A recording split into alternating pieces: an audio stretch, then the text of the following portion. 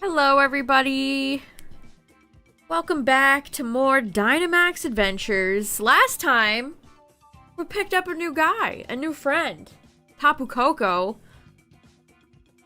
I don't know if we can recreate such success this time, but we'll try. I'm sure there will be many Celesteela and Palkia, possibly Zygarde-shaped objects in our way.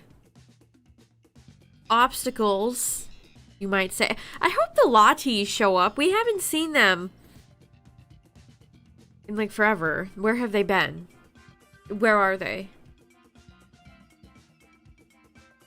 So we'll see.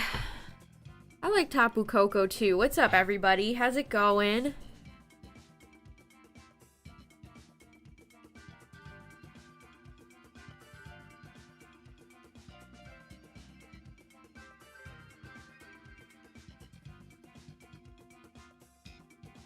Who was before Coco? Oh yeah, Crawdon. Right. Okay. You know, there's still plenty of Dynamax mons that are not legendaries that I still need shiny.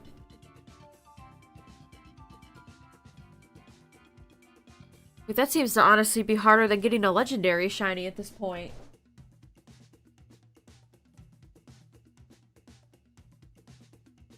Alright, we'll get started in just a second.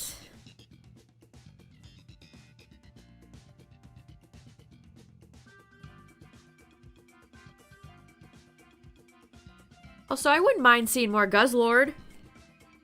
Guzzlord seems to only want to show up like once or twice. If at all. It's like, come on down, bud.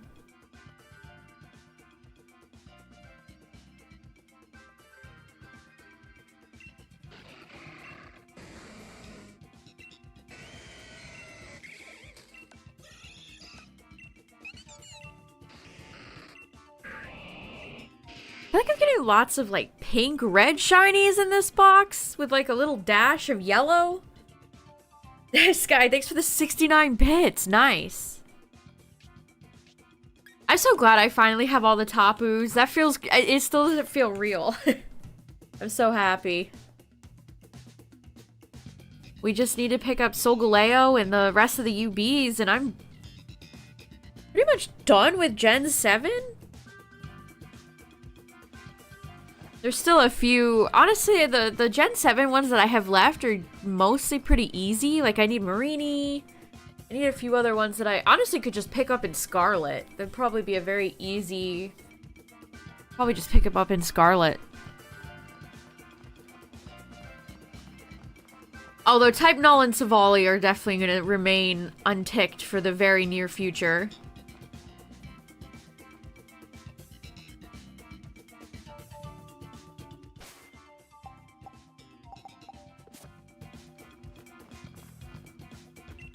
I don't know what I'm gonna do about those.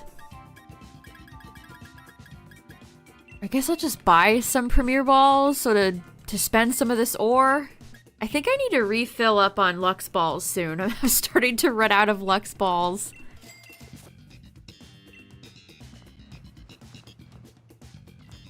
It's funny how many people have asked me that lately. When I finally get through with Dynamax Adventures, I don't know, it'll be kind of sad, honestly. Maybe I'll have to boot up or get Sword and try again for Kyogre. I mean, there's still a long ways to go. I still need Kuno, both Latis, Lugia, Azelf, Palkia, Zygarde, Solgaleo, Nihilego, Celesteela, and Guzz. So there's still a lot left. I'm not really close to being done anytime soon. I don't have Sword. But I will eventually replay through this game at some point, and I probably will pick up a used copy of Sword. Alright, you guys know the drill. The first run is just a solo warm-up run. And then I'll open up the lobby, and anybody can join if they want to. What's up, everybody coming in? We're just getting started. I do need to shiny hunt the Reggies, yes. That is on the list. Oh no. Oh no. Okay, we're starting off with a dragon. This could either be a lovely, easy breezy time like Guzzlord, or I will cry because it's Zygarde. Yeah, I got the Swords of Justice done. Those honestly were really fun hunts. I don't think the Reggies will be quite nearly as fun. Being full odds and all. I don't think, unless I get extremely lucky, I don't think they're gonna be as fun of a time, to be honest. What's up, everybody? How's it going? We just got started. And we have a dragon at the end, so...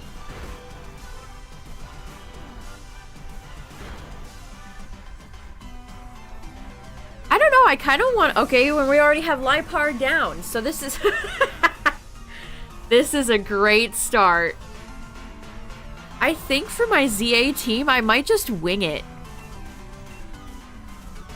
No offense, Pelipper.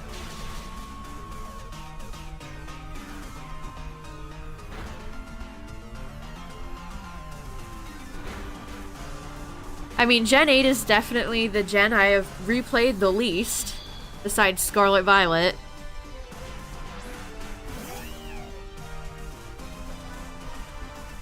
Pokemon games are just so much more money now, is the problem. Like, back when I was a kid, I had, like, I don't know, I feel like everybody owned, like, a few copies of Pokemon games.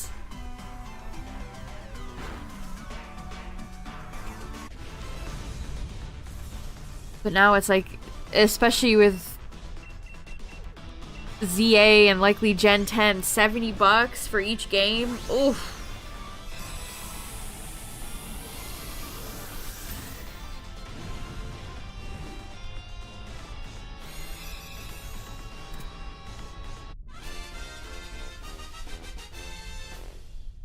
Gen 10 is gonna be $80. That would be criminal. I just... No matter the quality of the game, charging $80 after you previously just released Scarlet Violet, that would be insane.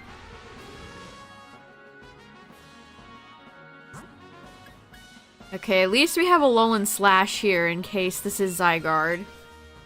I mean, Pelipper is a great wide guarder, but it's honestly kind of pointless for me to have it.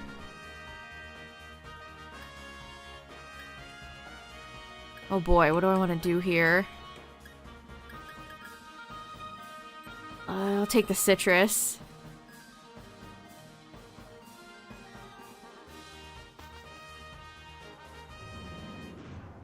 Yeah, $30 DLC.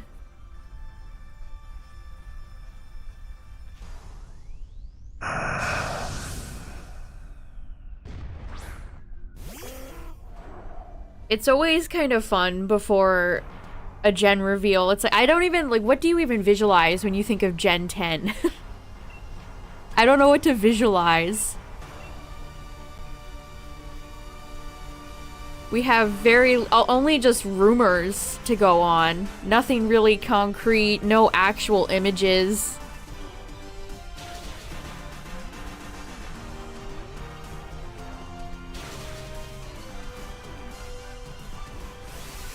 It's interesting ZA is getting DLC before the game is even out. It's definitely interesting how early they announced it. For sure.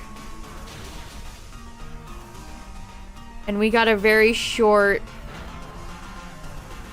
I mean, all it revealed was Mega Raichu. How big this DLC is gonna be and where it's even gonna take place, again, we have no idea.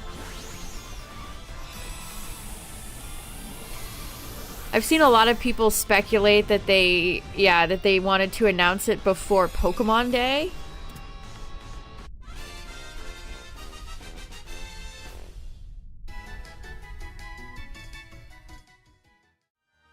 But, who knows? Yeah, I'm just gonna take Slash. Really wish this Caparajah was not here.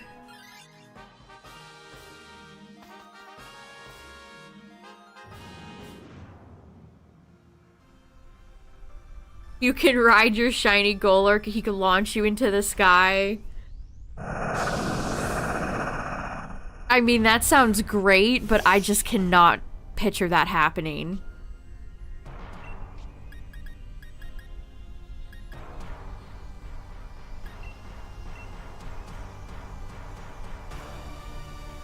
I still think it's pretty weird that we're not, at least, doesn't seem like we're getting any ride modes in ZA.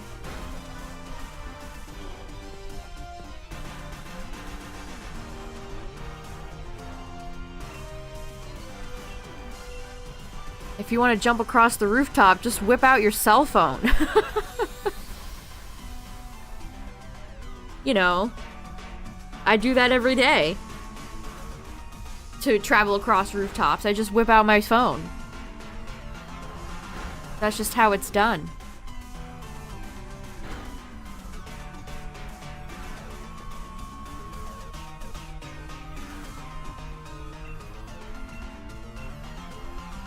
Why does the camera keep showing that under angle of Kadabra?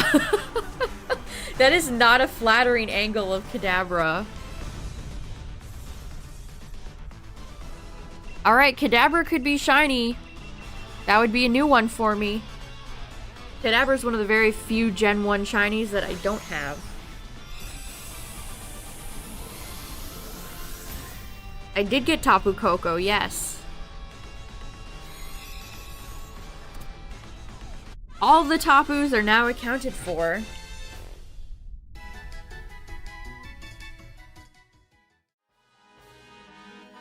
Okay, Peony, take this. Or Peonia. I guess. Alright, we got 3 hearts. Who is this?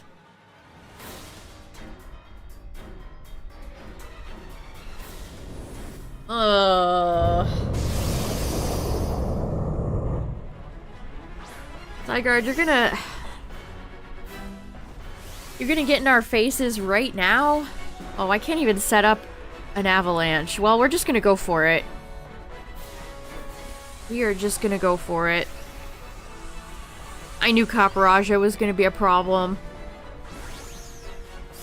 I mean, when is it not? There's no fairies left. I love a world in which you could, like, strategically pull out Pokemon from the pool. The Kadabra's going for Endure. Ugh. That is brutal. God, these NPCs have butter for brains. Melted butter.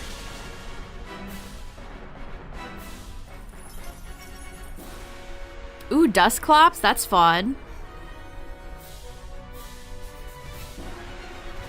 They just announced a China merch thing with a bunch of Applin stuff, and you can actually remove Applin from its apple. Every time that happens, I always see people who are like, wait, you could take it out of the apple? It's true. What's up, Otter? Alright, well, this was an L from 500 miles away.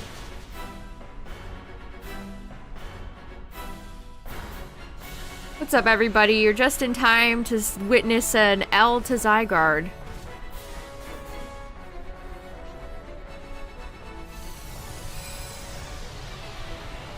Yay!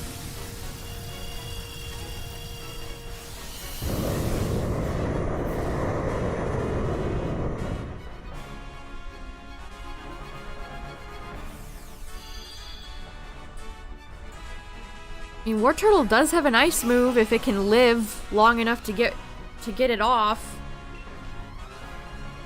Oh, this Caparajah is just dead weight. Yeah, there it goes.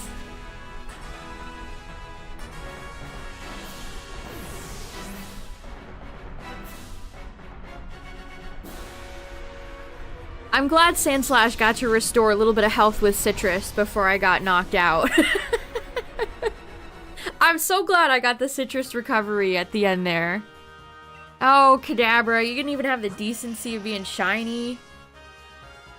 The Alolan Pokemon are never shiny for me, except for Persian. I think Persian's one of the only ones I've gotten.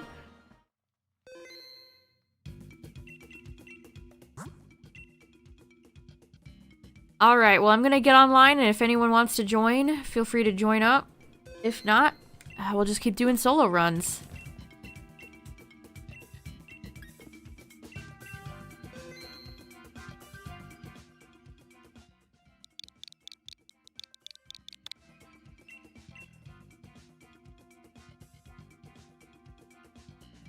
We're less than a month away from ZA. Which is honestly pretty crazy.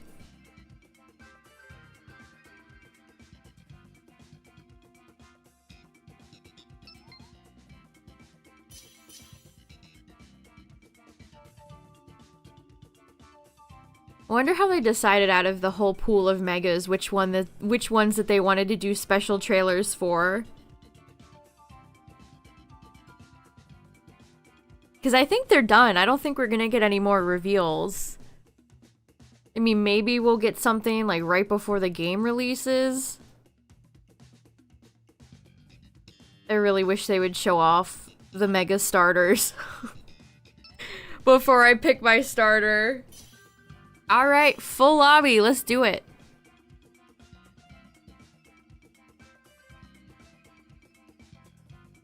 Lairon, Rhydon, and Stunfisk. Interesting.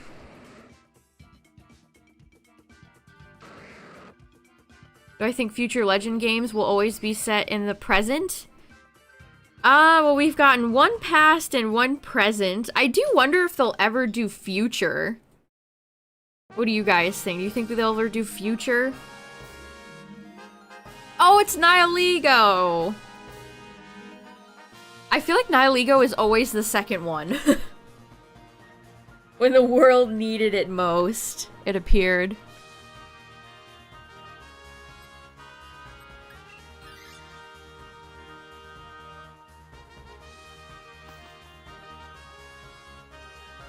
I think I definitely like present, especially for X and Y. I think X and Y was the perfect gen to choose for present. Because it's been about a decade since X and Y. Actually, I think it has been a decade, over a decade at this point. So I think that's like the perfect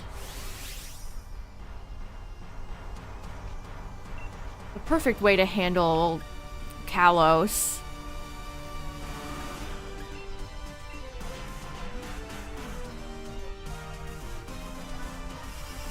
Any attempt to look for patterns will only lead to disappointment.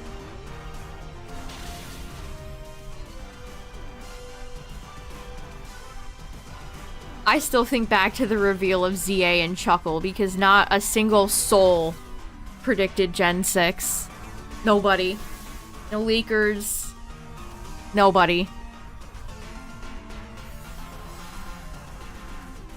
It was like the Mega Raichu reveal in the most recent Nintendo Direct.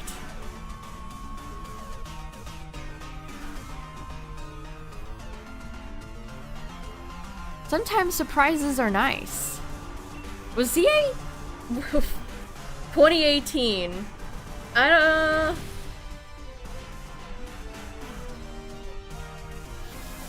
don't think it was that long ago.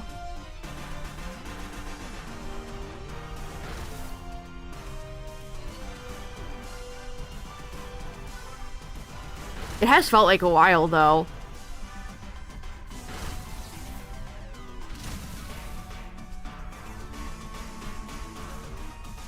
I also think I prefer... I don't know, like, the ancestor thing kind of got old in PLA. Like, I preferred some of the original characters, like Adaman. Instead of like, look, it's Wulfric's ancestor. You guys remember Wulfric, right? And it's like, oh, okay. It's Clay's ancestor. Clay's ancestors are all over the place. Or his lineage. He even got one in Blueberry.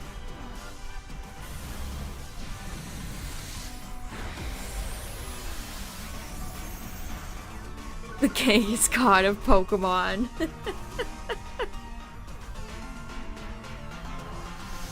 What's up, Silver?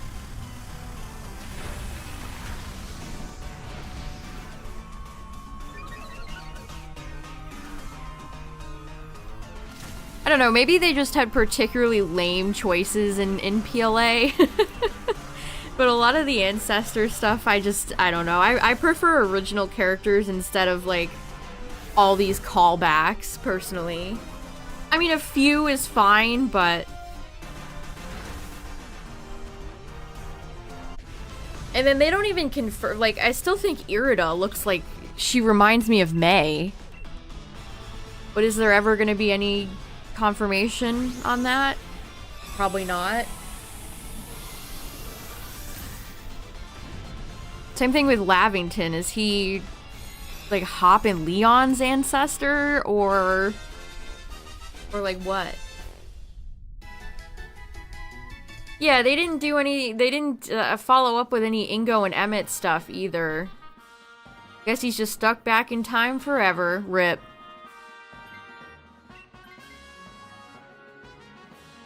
This is honestly already an extremely good team for Nihilego. Like, we're already cooking here.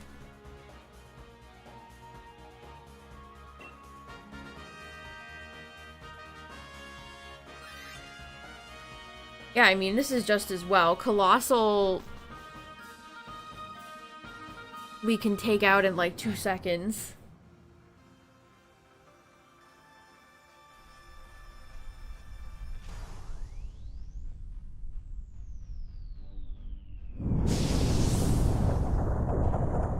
I think it's kind of funny though, like we got all these references to a lot of weird and obscure characters in PLA, and yet it doesn't look like we're gonna see anybody like Shauna or Tierno or even like Professor Sycamore in ZA. Why? Why? We refuse to bring these characters back unless there's some sort of other vaguely similar looking character that's related to them.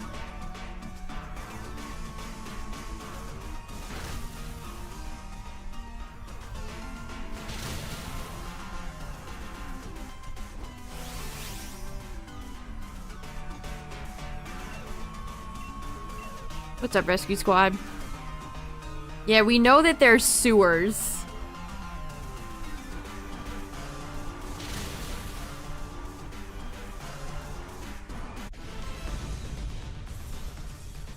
Yeah, it really is just which we've known that, and we've pretty much known that since the reveal, that it's just Lumiose.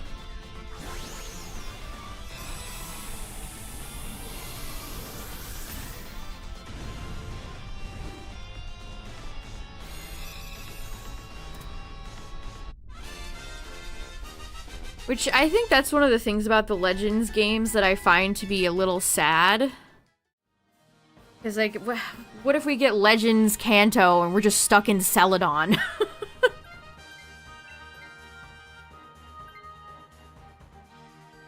Like, the fact that we don't get to see any, likely don't get to see anything else in Kalos is kind of sad. Kind of sad. Did they ever fix those houses in Geosenge Town? We'll never know.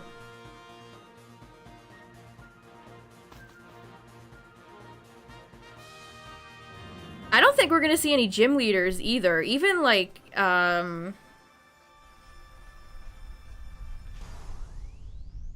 why can't I remember his name? I can remember his sister's name. Clement. I don't even think we're gonna see Clement. That the Lumiose Tower is like freaking out, has evil aura, and Clement's just like gone.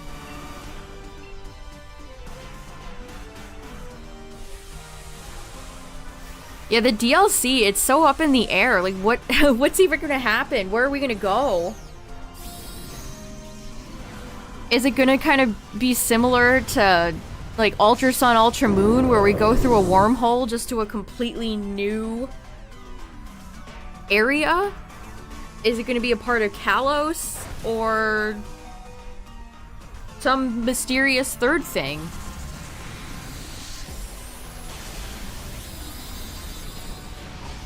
Yeah, imagine we see Clement and he's still the same age in that same, like, blue jumpsuit.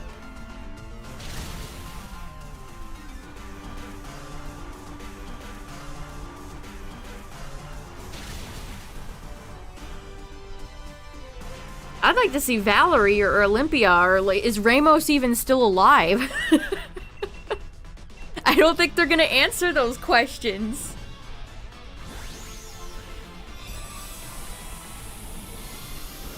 At most, there'll likely be a few throwaway lines alluding to these characters.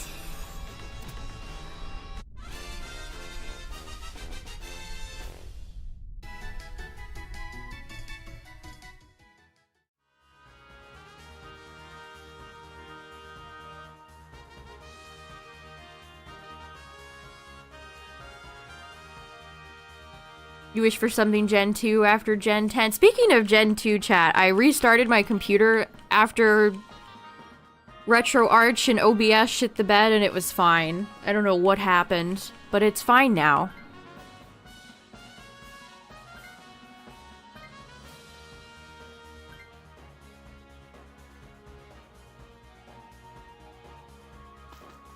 Ooh, good, we needed these berries.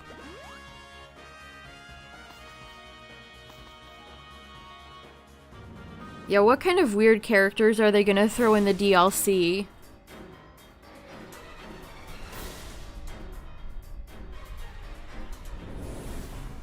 Hello, Nihiligo. Fancy meeting you here.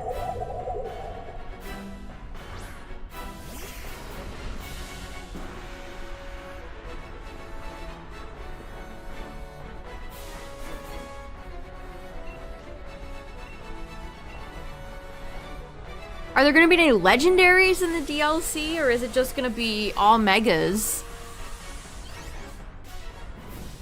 And what about megas that are legendaries, like Rayquaza? Are they gonna show up? Because I don't think they're gonna be in the base game.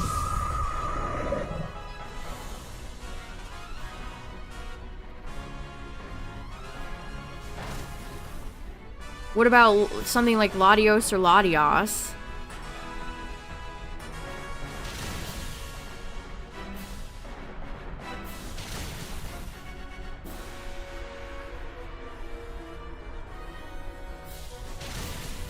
I wish you could hear the drill sound effect for that attack.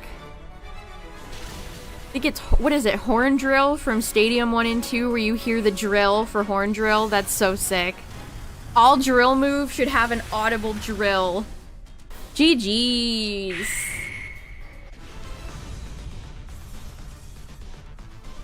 This is why I love Nihiligo. Easy peasy. The Mega Legendaries are just transfer only? Maybe.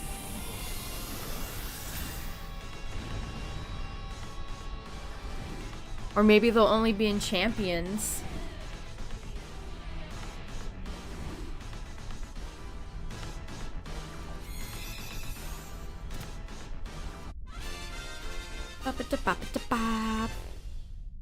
Alright, let's see. Let's see. No. No. Aw. You feel like all the megas should be in PLZA? Yeah, it would be, I mean, I guess I'd understand why they wouldn't have the legendaries in there. Like, how would you work in Rayquaza in Kalos? Rayquaza came to get in everybody's business.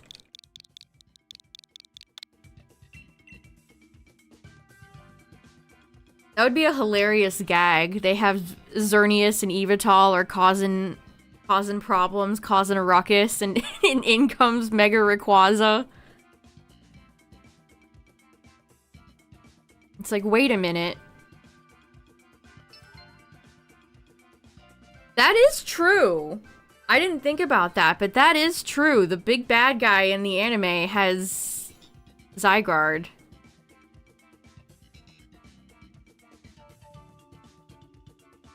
Rayquaza and Zygarde are both shiny in the anime, by the way.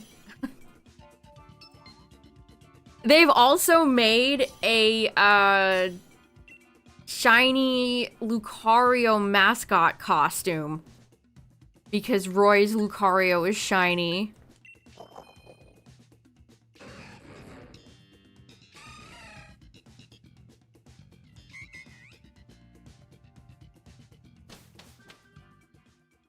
Yeah, you can't transfer it back, so that's a good question. I don't know. Oh.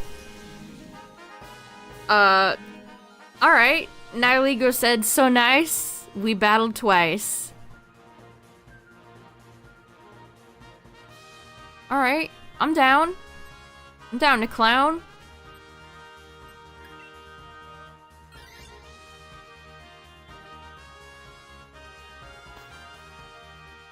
Yeah, the Pokemon channel filled my subscription box yesterday with like 15 Horizons, like, lo-fi videos. I'm like, oh, thanks, guys. Just what I wanted. My subscription box to have 15 videos of Horizons lo-fi. Great.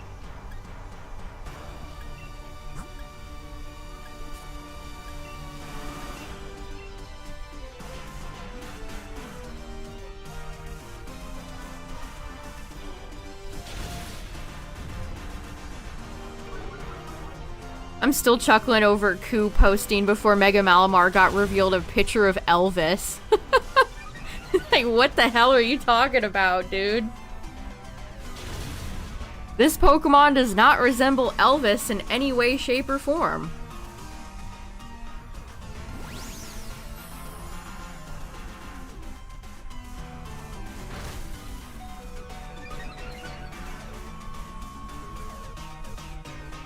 I don't know, you want a hot take, chat? I think a lot of lo-fi music is like the other side of the coin for elevator music. A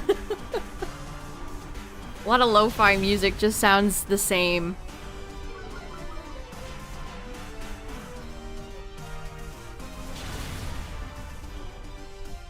I don't particularly understand the appeal. I think there's a lot of better music genres out there to listen to if you want easy listening.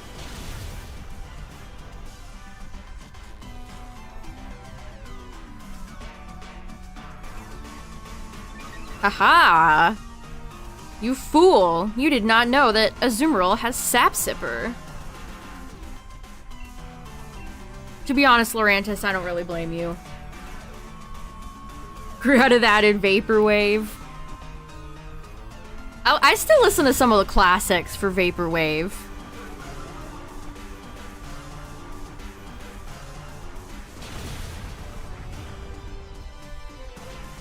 Can you get marks on the roaming birds? That's a good question. I would assume so? Is there such a thing as a mark lock?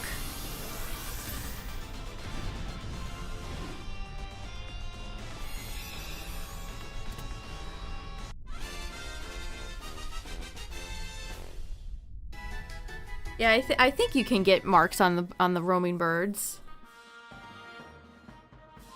And can Mega Dimension take us to where I can go shiny hunt Galarian, Moltres, Articuno, and Zapdos? That would be very swell. I would be a huge fan of that.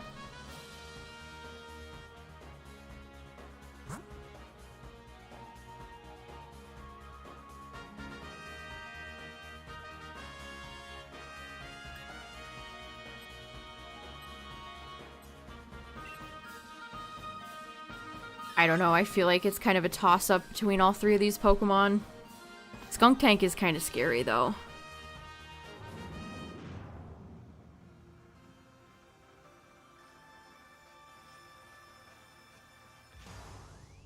I wonder what type of, speaking of music, I was thinking about this the other day. What type of music is Champions gonna have? Is it gonna have a wholly original soundtrack, or is it gonna bring in remixes of battle themes from like every other Pokemon game? Or perhaps both?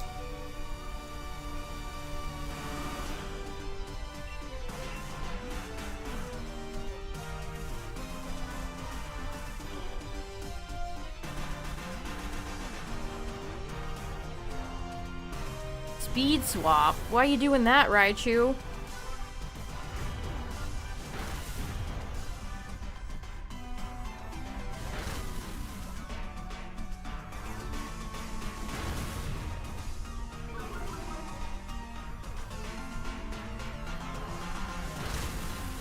Imagine if throat spray was an item that we could pick up for Audino Hyper Voice.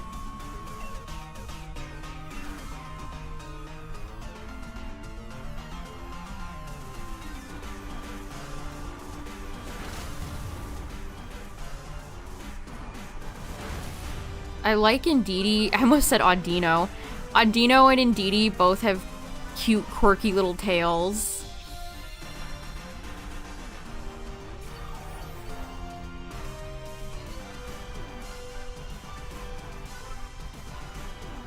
Okay, Raichu just really wants to speed swap with a Azumarill.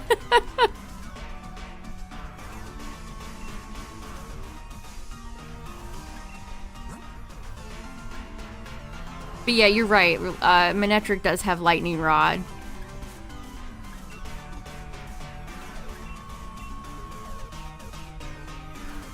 I don't think Koraidon and Miraidon are out yet. I think that's the end of the month.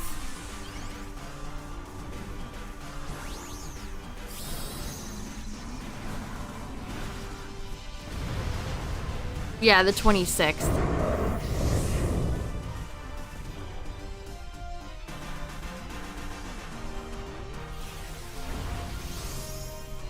I like Raichu's angry face.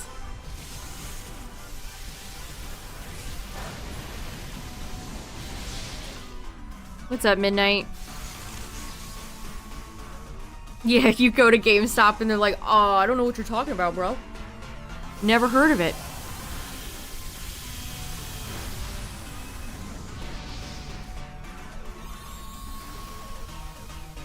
Man, I haven't been into a GameStop in so long. Oh, no, no, no. Why?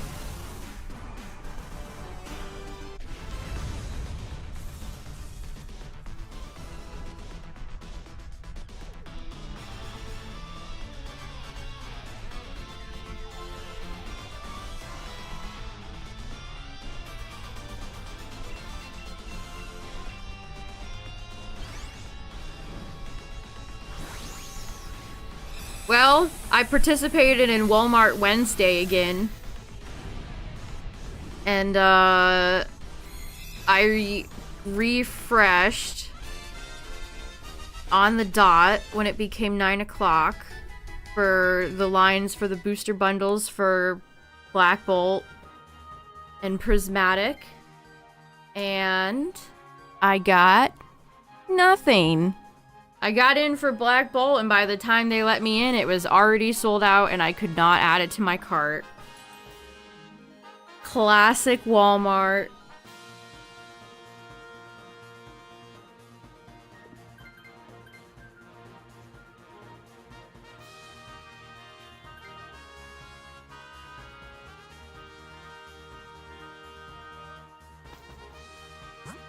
So Walmart Wednesday went about as well as it usually does, which is to say bad.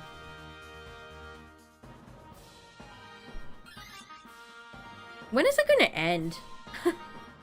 I was telling Tyler, I probably am gonna sound like a broken record telling chat that I failed buying cards. This happens to me like every other day. When is it gonna stop? I can't take it anymore.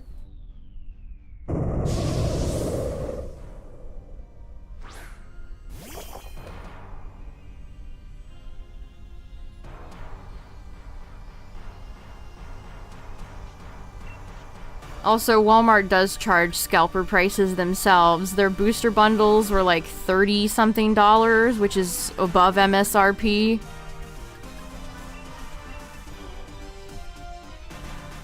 So not only does Walmart have the gall to charge over MSRP for their card products, they can't even have a decent functioning website where you can buy them.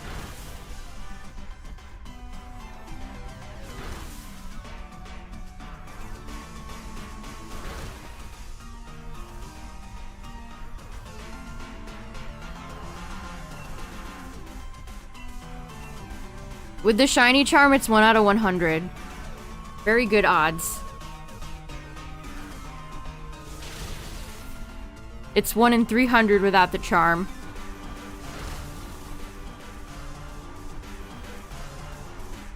I actually did see the Pokemon Holiday Collection box in a store the other day.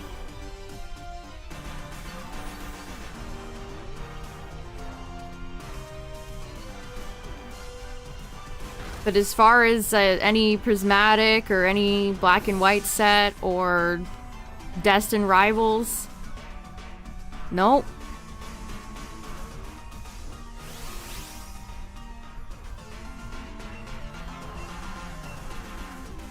What's up, Wing Mikey?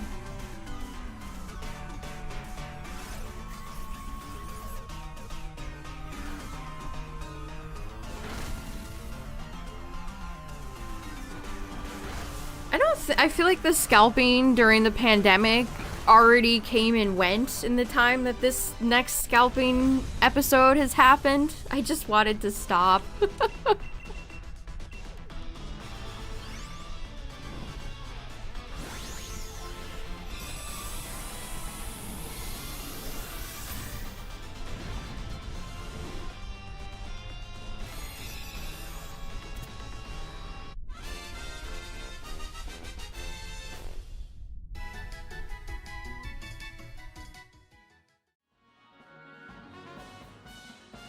We're just gonna hang on to Indeedee.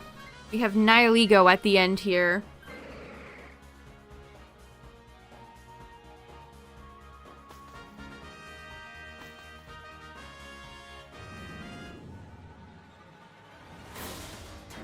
Purchasing Pokemon cards is a losing gambit.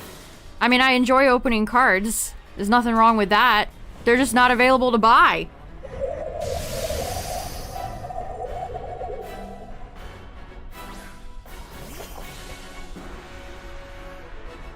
This is giving me deja vu. Hello again, Nihilego.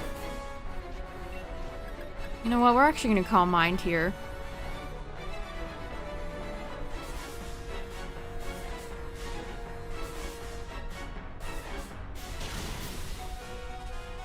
Wow, that just cleanly wiped out a Zoom. Oh, because there's a crit.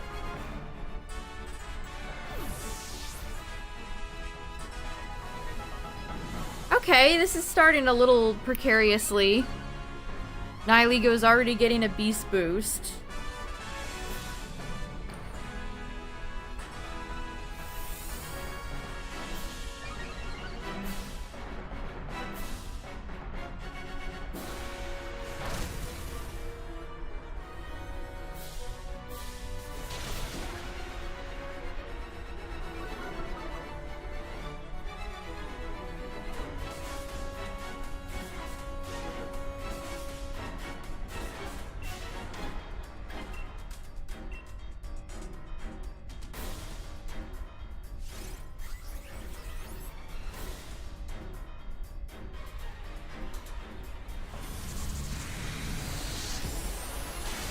Okay, well, I think Nihilego took the fact that I said that it was an easy Pokemon a little personally. Uh-oh. Uh-oh. Not looking good. Save us, Relicanth, save us. When the world needed him most.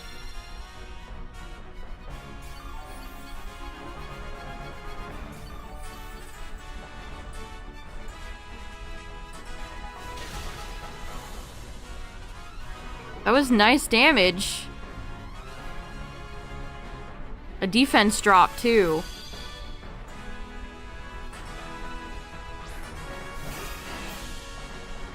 Do you guys see that, apparently the Mario Galaxy $70 bundle is beating out Metroid Prime on Amazon's bestseller list?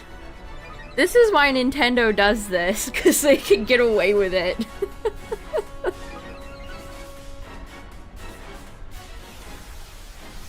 That is pretty diabolical.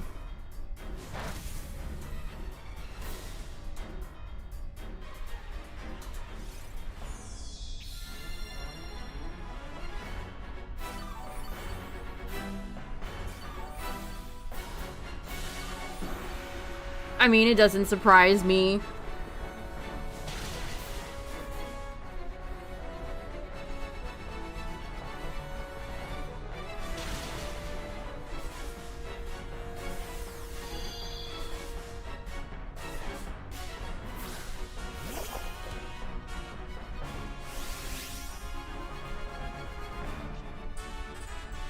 The Switch 2 box art is so bad.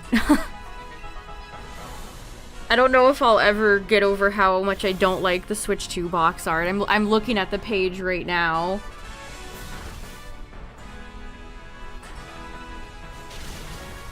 What were they thinking?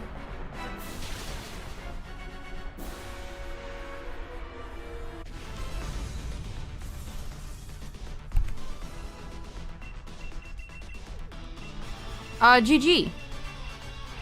I thought we were gonna lose, but you know what? It's just Nihilego. GG's. A Chansey outbreak. I like Chansey shiny more than I like Happiny shiny anyway. If that helps.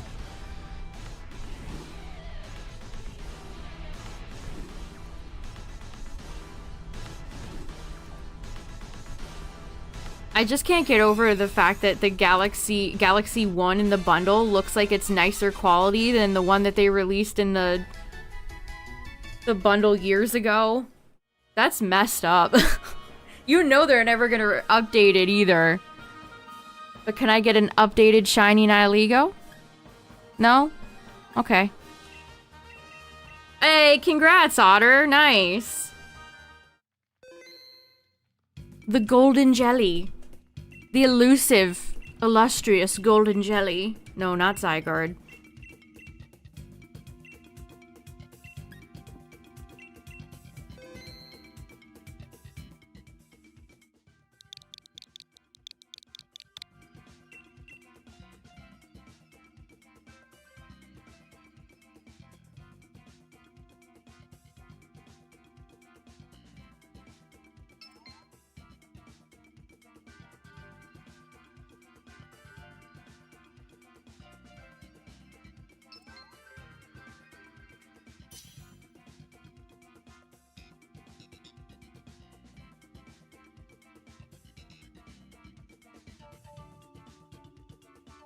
They announced Klonoa Empire of Dreams is coming to NSO?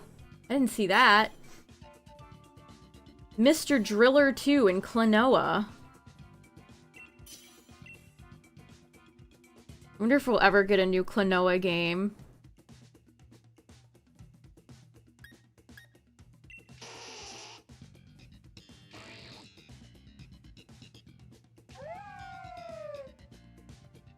Is FF7 Remake a game key card? That game's probably gonna take up like half of Switch storage. Alright, a dragon. This could be Latios, Latios, Guzzlord, Palkia, or Zygarde. I can't wait till modern video games are like just 1 terabyte in size. Any nature guesses? Naughty.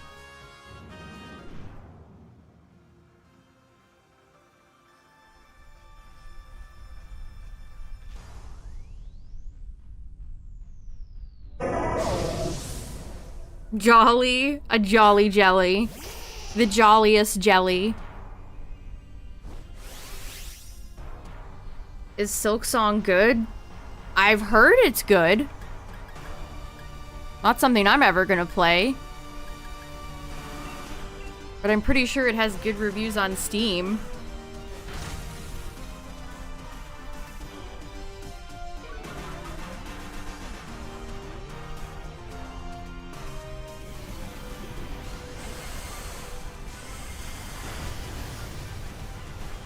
I'm definitely intrigued to see who's gonna win Game of the Year.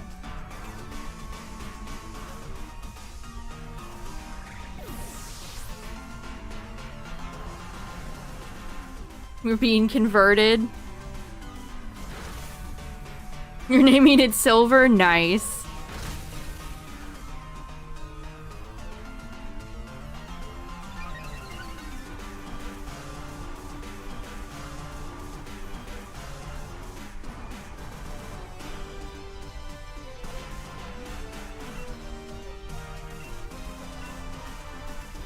I don't think it will, Galaxy. I don't think it will.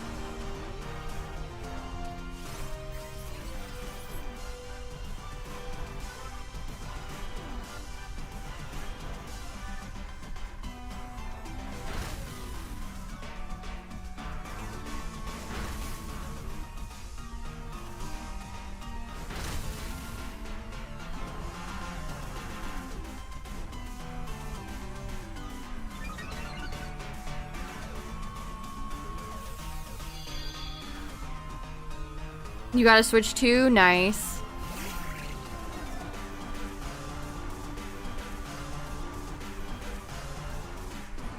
This Siege's taking a beating, by the way. It's burned. Death by 1,000 paper cuts with this team.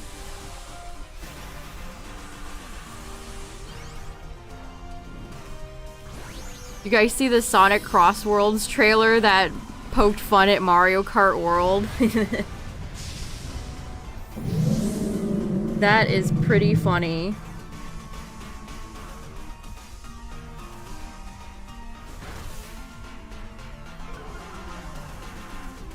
People keep posting that image with the from the trailer.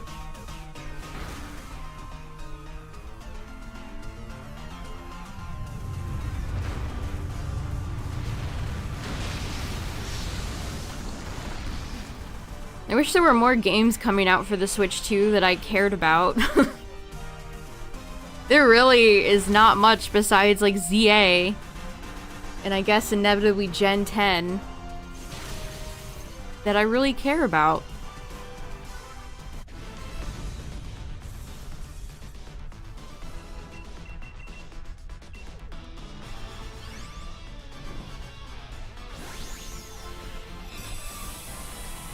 Nintendo said 3D Mario? Never heard of them. How about... no. Yeah, Gen 10 will definitely be Switch 2 exclusive, but remember, it comes out November of next year. So if you don't have a Switch 2 yet, don't panic. You got a lot of time. And likely there will be an exclusive Pokemon Switch 2. So you could perhaps even hold out for that one, because... I mean, I like the one they did for Scarlet Violet. Pokemon Switches are usually pretty fun. Or just Pokemon consoles in general, I suppose. Ooh, Clefable's over there.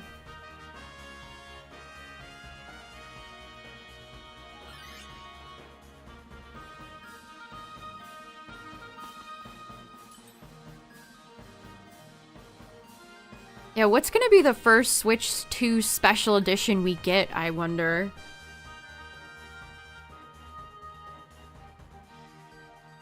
I don't know if this will help me.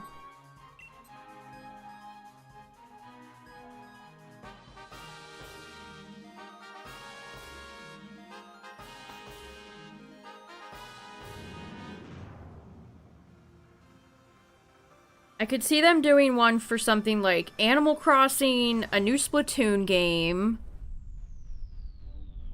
3D Mario, you know, if that's ever gonna happen. I mean, they said they would be announcing more for Mario's 40th. So maybe?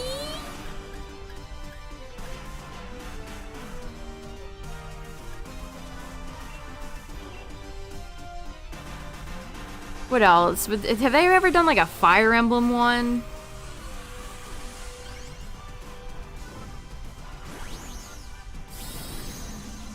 No, I don't think we're getting any Zelda anytime soon.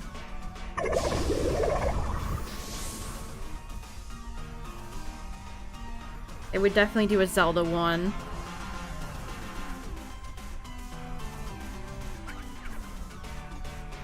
I saw somebody talk about how they think Nintendo is keeping a lot of their games close to the vest. That they don't want to reveal a bunch of games that are not going to come out directly in the next 2 years. And I thought that was kind of interesting because it seems likely that that is what they're doing.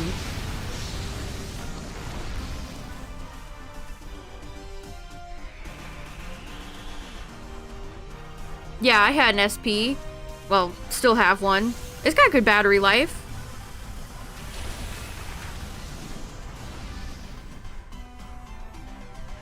Yeah, ZA will... Gen 10 will definitely get a Switch too, but that's November of next year, most likely. So is there going to be anything before that?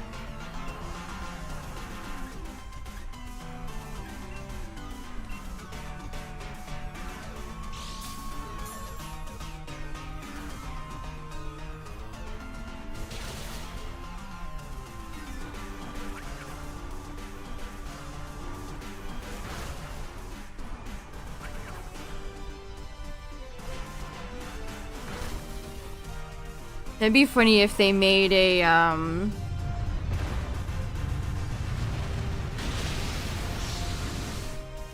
Honestly, I don't know. There's so many different games they could choose to do a Switch 2 exclusive one with.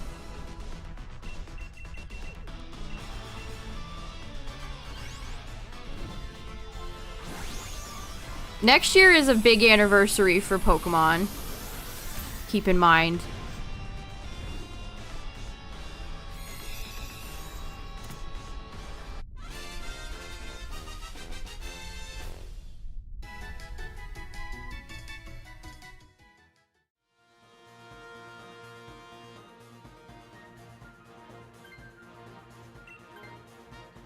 I'll keep Nidoqueen for Clefable.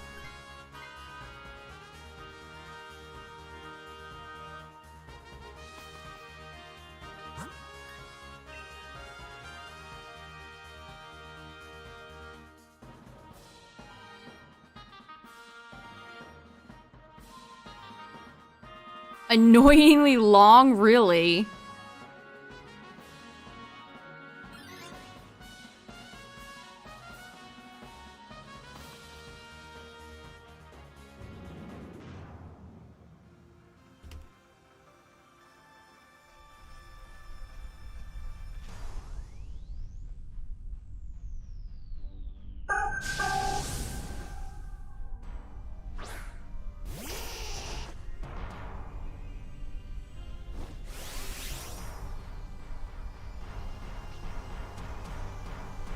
Yeah, 2026 is the 30th anniversary of the franchise, so there's definitely going to be some big stuff next year. What's up, Neko?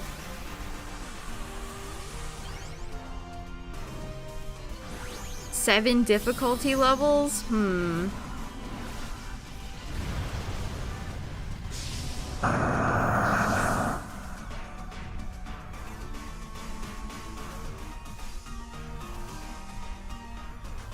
I think it's really interesting that they came out with stuff for Bonanza before any extra content for World, Mario Kart World.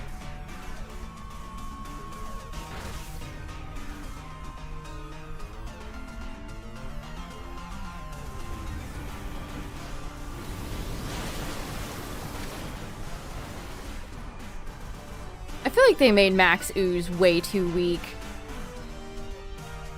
Poison types are not exactly king of the castle in Pokemon.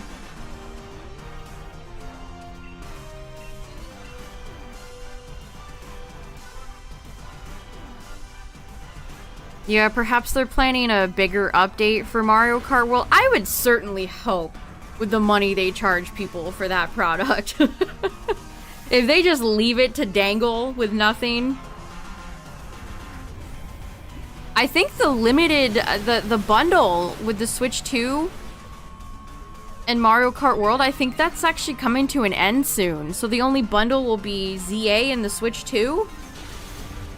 Why does Nintendo do that?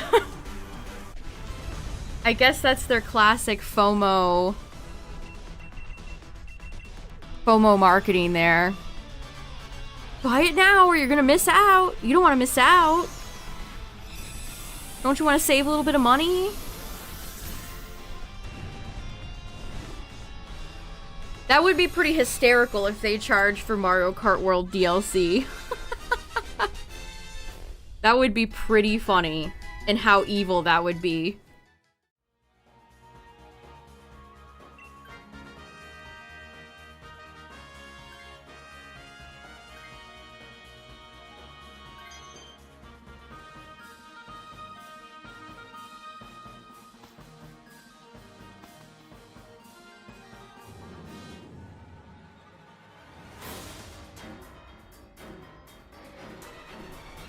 Are they ever gonna add, like, Donkey Kong and They barely gave costumes out to...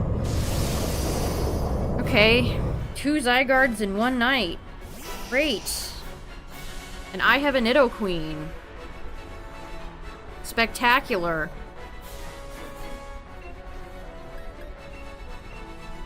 Yeah, where's our Mercedes-Benz car DLC?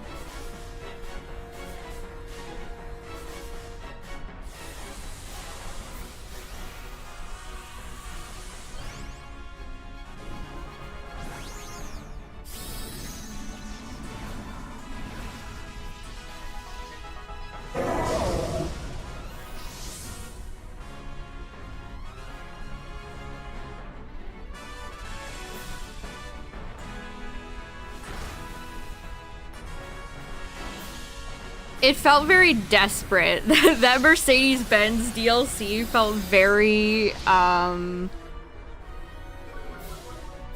sad. It's like, you're Nintendo. Why do you feel the need to do this? Thought you guys were better than this. Anything good yet? No. It's been Zygarde, Nihilego, Zygarde. Dynamax Adventures CPU is cooking up something great and powerful tonight. Thank you for the luck. We clearly need it if Zygarde's gonna keep popping up all night.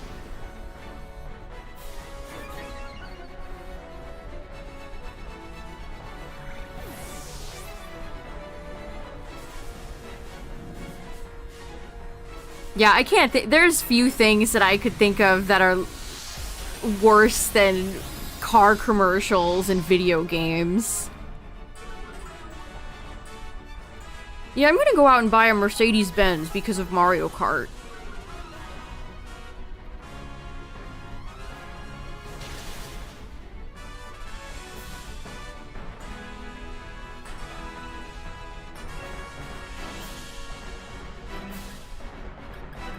See if we can get some Shadow Balls, Spidef drops.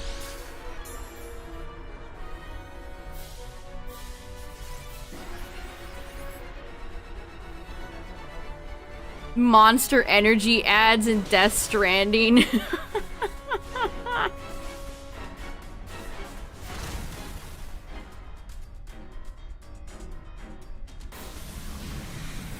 But I thought Kojima was such an auteur. What do you mean he has product placement? Yeah, Justin. But he's a genius.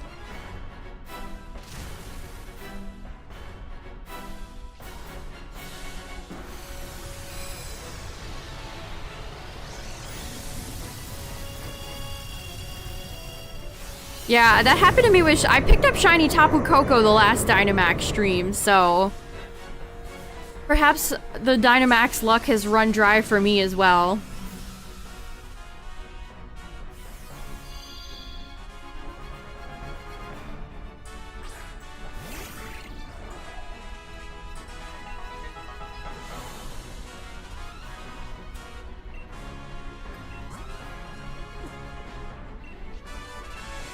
Charm was actually kind of clutch, I gotta say. Like, look at how well we all just took that.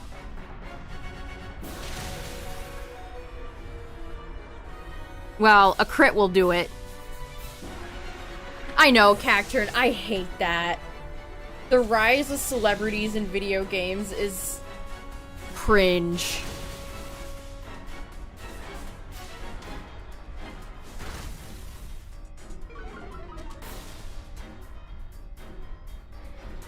Oh, that was your first ever Nihilego DA? Nice.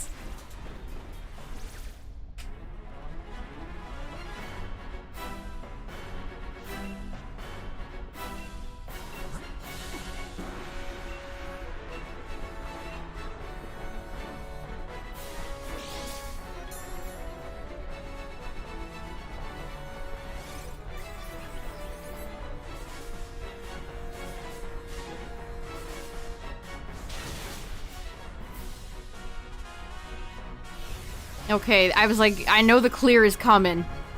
I know the clear is coming. Dynamax Adventures just drag on. I am also still trying to get Lugia. Oh, that was it. Well, that crit on Clang was very unlucky. Clang would have absolutely have survived that with -6 attack on Zygarde.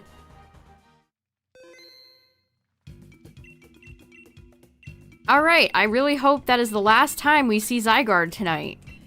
Can you give us, like, an Azelf or something? Perhaps a Lati, Guzzlord, you know, something that isn't obnoxiously evil? Beyond Two Souls.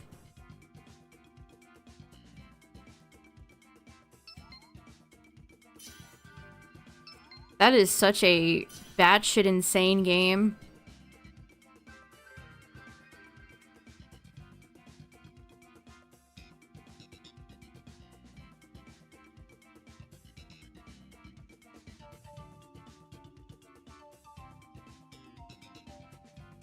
Alright, one more slot if anybody wants it.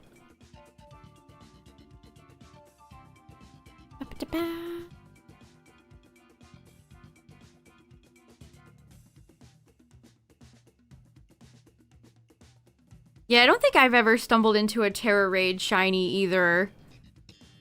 The only ones I've ever done were hosted, so I knew it was going to be shiny. Which I've not done a lot of hosted shiny raids for Terras. I think the one I mostly did was Gimme Ghoul.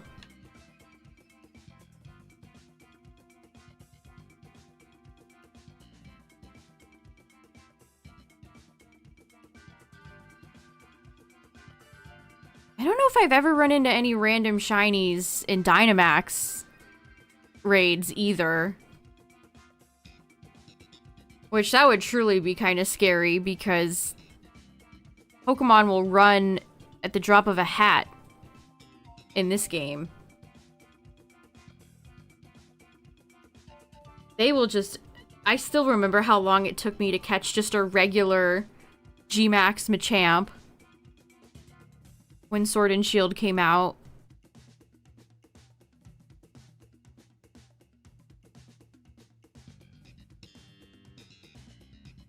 It's funny how they kind of directly... They noticed that that made people unhappy and fixed that immediately. They fixed it with Dynamax Adventures and they fixed it in Terra Raids.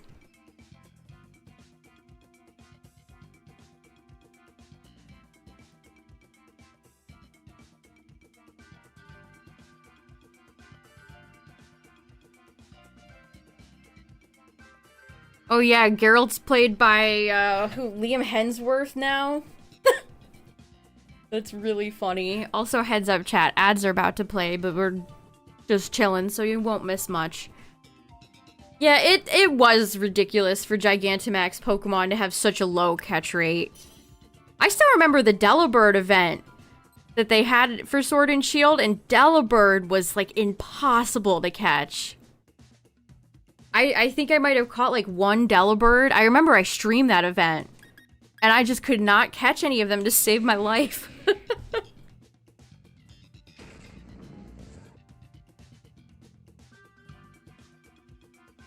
I mean, I think that's a good change. I think that's a good change because, you know, you're going through the work of doing the... Especially in Sword and Shield with the shields. You got Shiny Tornadus? Nice! Chat's popping off tonight. Oh, it is Guzzlord. Alright. Let's do it.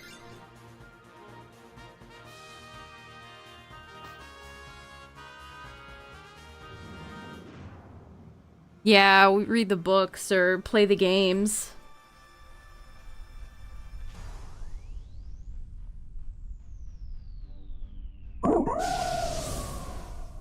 They should give Mienshao a Mega Evolution.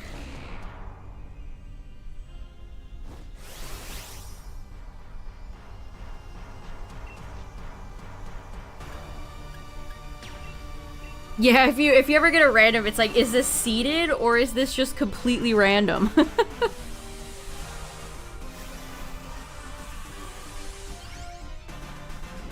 Yeah, the only UBs left that I need are Guzz, Celesteela, and Nihilego. I have everybody else. Well, minus Poipole and Naga, who are not in here.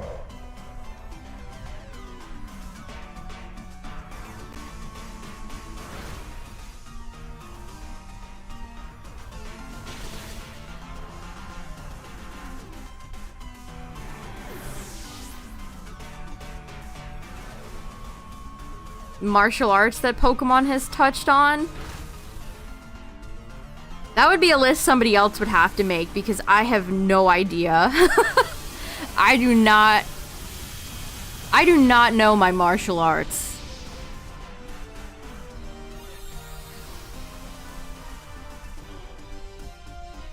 I know Hitmonlee kicks.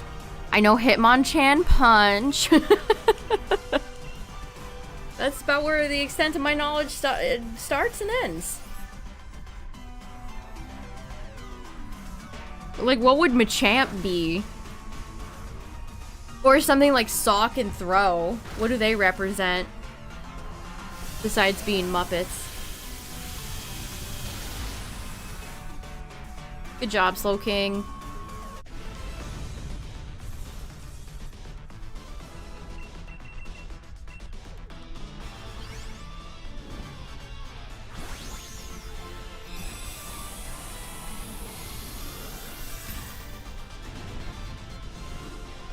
Graplock is such a weird Pokemon. Is it really supposed to be Judo?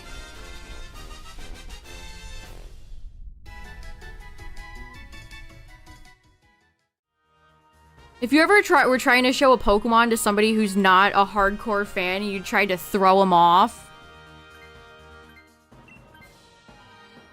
and say, what type is this Pokemon? Ask them about what Graplock's typing is. I bet you can get them. Or you could do Nihilego. How many people would say water?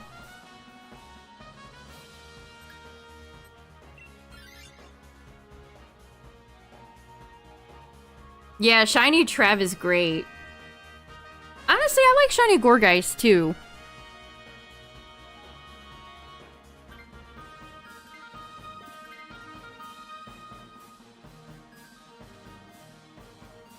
Lucha is Lucha Libre.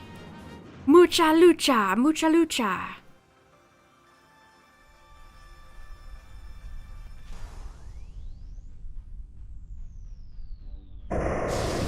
People think Chi-Yu is water type. Yeah, of course. Fish equals water.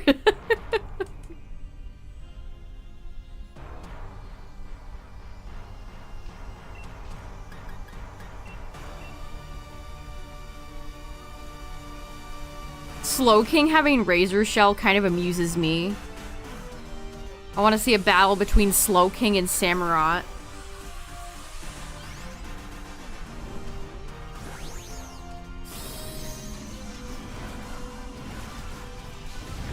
Yeah, there is logic behind that one.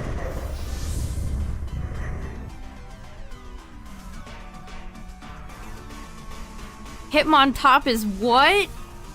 I don't even know how to say that. You could fool a lot of people with Lurantis, too. Ask somebody what Lurantis' type is, I bet you could get them.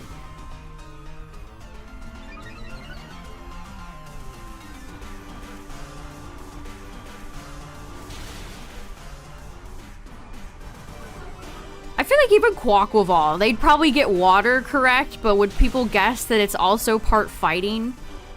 Yeah, Flabebe.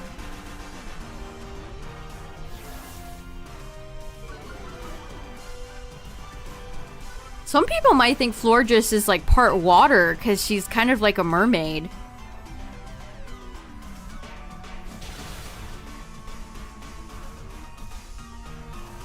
That involves dance. Interesting. Yeah, Lugia. People definitely get Lugia's type mixed up. That is very true.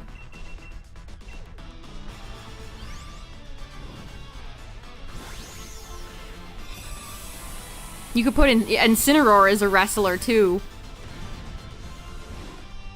Yeah, what type is Dragon Ascent? Huh? What do you mean it's not a dragon move?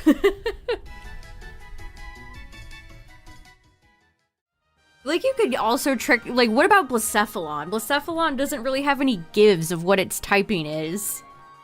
You might get some people who think it's fairy.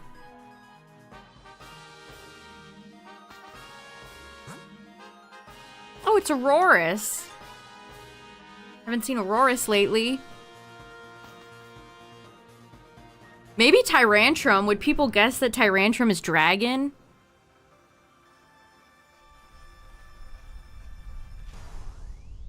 Shadow boxing.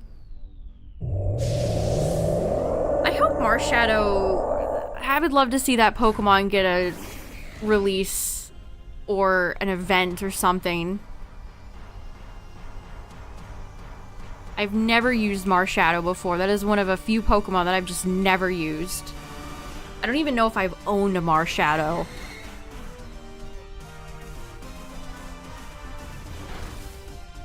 Zeraora definitely overshadows it. Mega Lopunny is like yoga.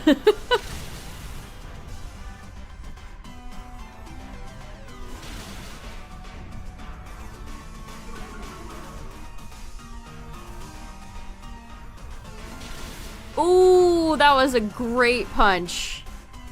Sorry, Aurorus. That felt kind of mean. I'm sorry, Aurorus.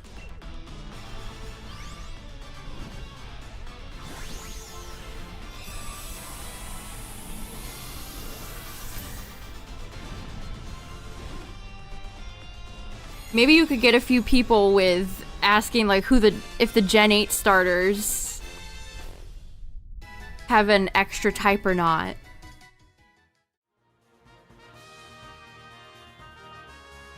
Yeah, let me reiterate for people who weren't here for the conversation we had the other day, but Aurorus and Tyrantrum both only have 2 Pokemon cards and a promo card to their name.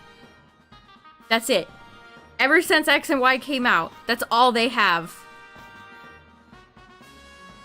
That is wild and hurtful. Aurorus and Tyrantrum both could have such cool illustration rares. Why does creatures just forget they exist?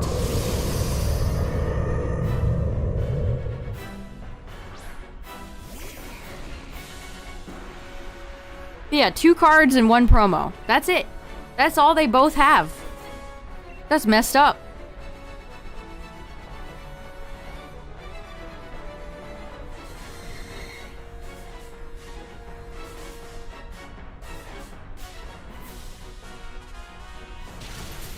Yeah, now that we're getting a Kalos game again, please, somebody remember Tyrantrum and Aurorus exist, please.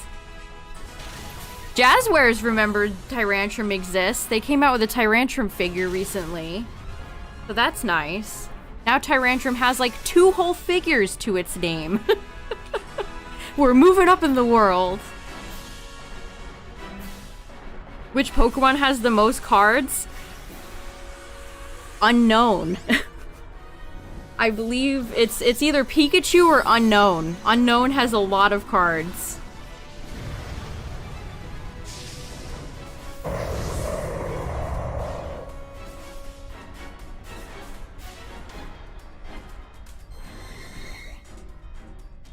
Come on, Slowking, get him. Which, I caught all the Unknown in Pokemon Gold yesterday, and I thought it was kind of fun. I'm Unknown pilled now. I've always liked Unknown. Funny little letter.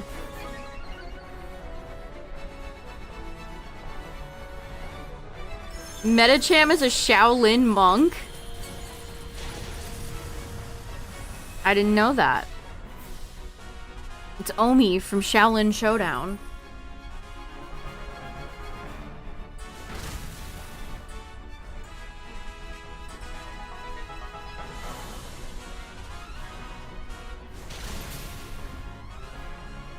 Speaking of kid shows, I saw on my timeline a little before I went live that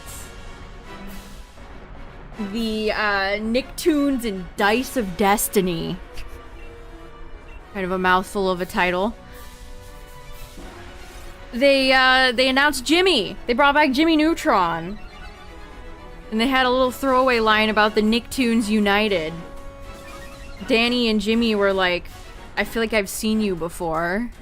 I recognize you. I just thought that was cute. Shout out to Jimmy Neutron.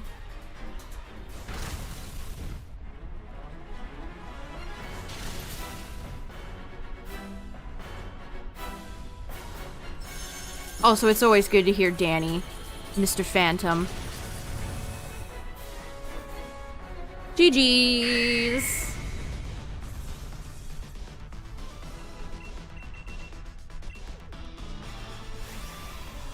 Yeah, Nickelodeon games are, I feel like, are very...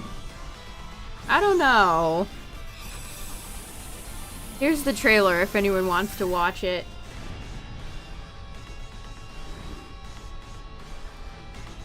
Yeah, is Furfrou still, like, #1 on Pokemon Home trades on the GTS?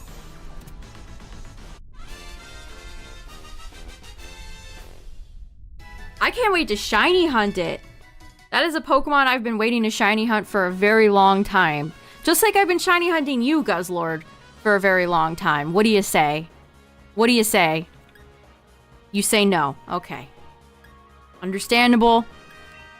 Have a nice day.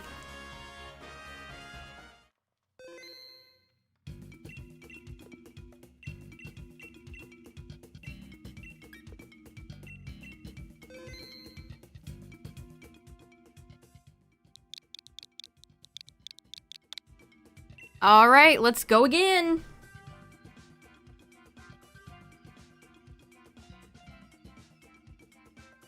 Plan on going back and watching some of those old cartoons. It's always a good time.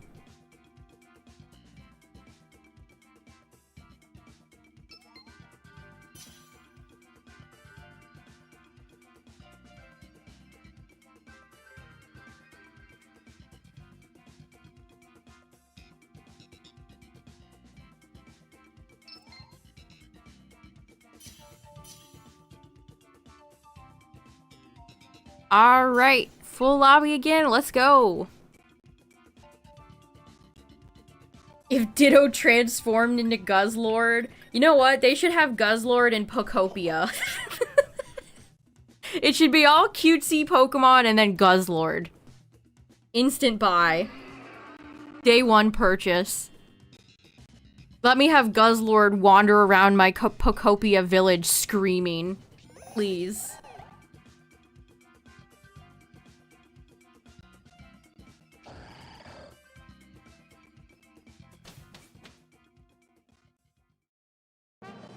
Pokopia did not really impress me, but I'm genuinely interested in seeing more from the game. I look forward to whenever there's another trailer. Another dragon. So again, Latios, Latios, Palkia, Zygarde, Guzzlord. Feed me.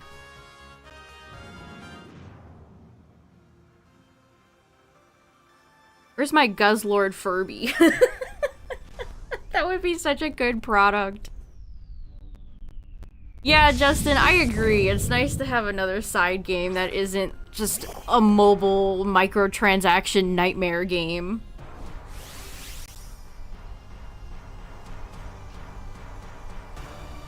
Yeah, it sounded like kazoo music. It's like, oh no, we're still doing like quirky kazoo music? Oh no. I don't think they said it's gonna be on mobile. I hope it's not on I think Champions being on mobile has made it take a hit. Graphically and perhaps performance-wise, who knows yet. How much do I think they'll price it? It'll probably either be 60 or 70. With how much Nintendo has dollar signs in their eyes these days, likely 70.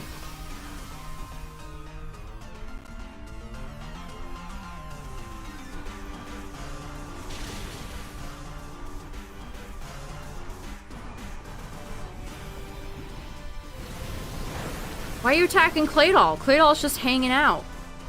That's pretty rude of you, Garbodor. Yeah, people really thought it was gonna be a Poke Park game. Yeah, I wish Nintendo would add achievements. That would be amazing.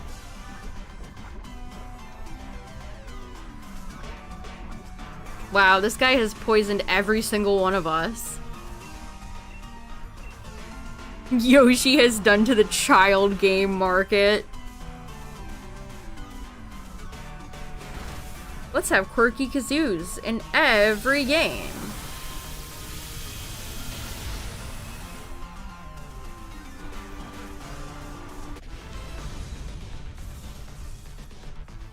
I mean, honestly, if it was priced at like 50 bucks, that would be nice. But I don't know. Especially with Pokemon, I feel like they know they can charge whatever and people will pay for it.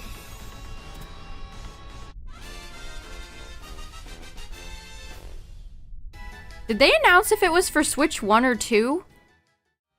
Pokopia? I can't remember.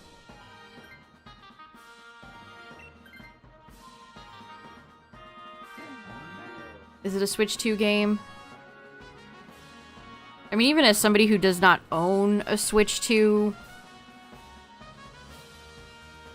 I'm pretty okay with Switch 2 games from them. Because hopefully that means better performance.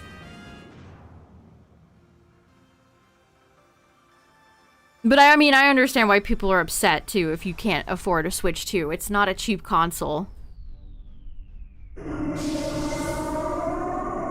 And to be honest, I don't think they've really announced a lot to really be excited for the Switch 2.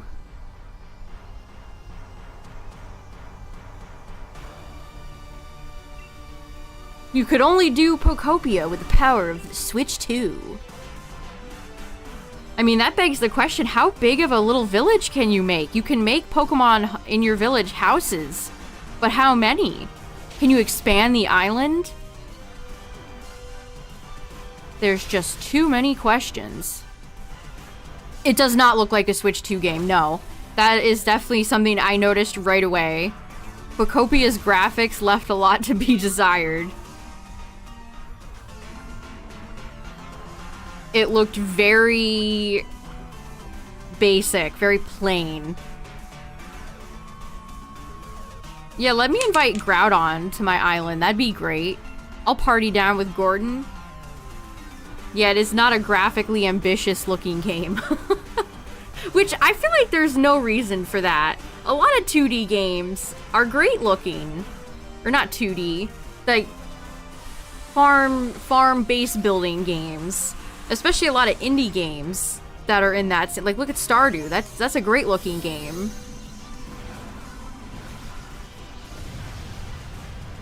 Or even, like, have it, like, Zelda Echoes of Wisdom style. Like, bring in a lighting engine, or bring in some people who know how to have lighting.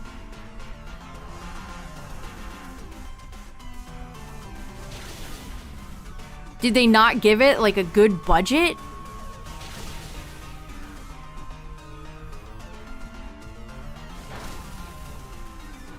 Again, I definitely wasn't super I don't know if I like the Ditto characters either. I think they're kind of creepy.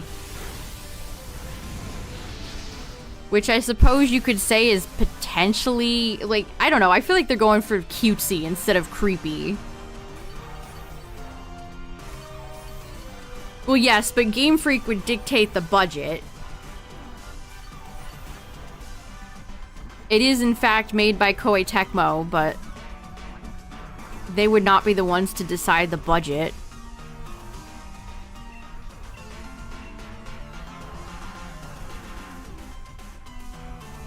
Yeah, I've seen a lot of criticism for the Mega Raichus being too Pikachu-like.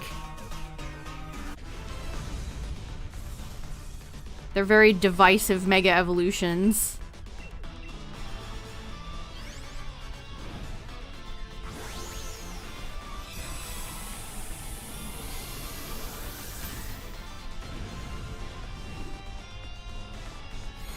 Again, I really want to see more trailers for Pokopia.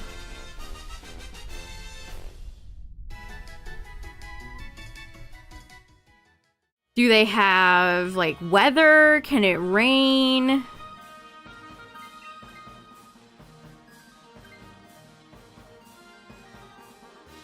Is there random events? Like, what...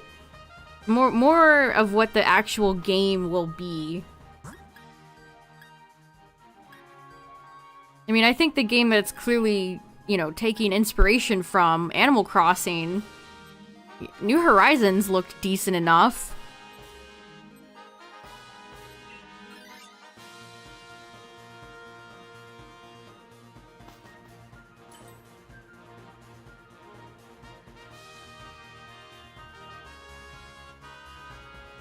Yeah, Pokopia being 2026 definitely leaves... I feel like it's going to be early spring 2026. That's when they typically, at least for years in the past, release side games. They don't want to clog up the end of the year because that's going to be Gen 10. So I think it'll be an early spring release for Pokopia. Yeah, it's also like, yeah, Charmander, Bulbasaur, Squirtle. Uh-huh. It's like they're definitely marketing towards Pokemon normies.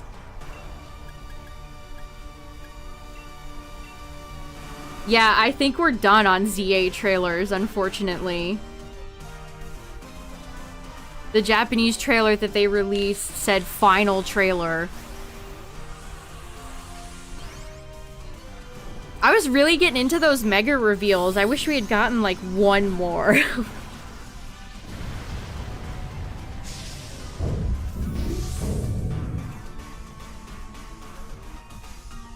What was everyone's favorite mega trailer?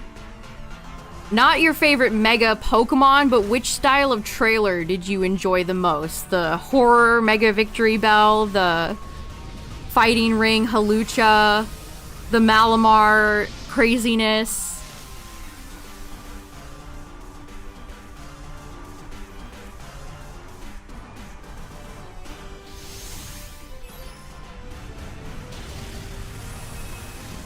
Halucha, Victory Bell. I think I liked Victory Bell and Malamars the most.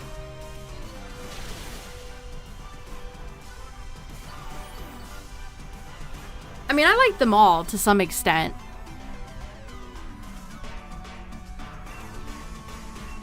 Halucha's almost felt like a little animated episode. You wish they'd stop waiting until launch day to show the starters. I know. As someone who has seen the descriptions of them, I'm very unsure of who I want to take. Well, there's a picture of one of them out there.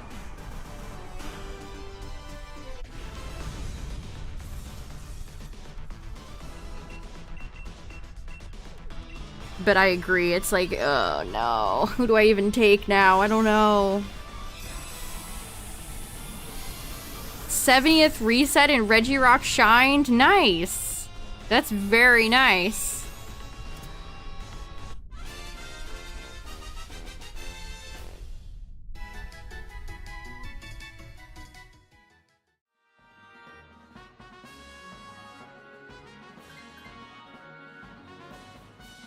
Do I think Megas will be in Gen 10? I kind of hope not.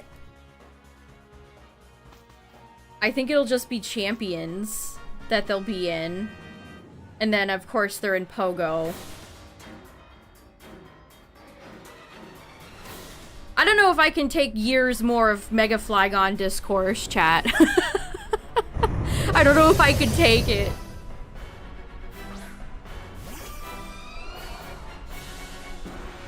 Ooh, 1056 for Arceus. I got mine just under 1,000.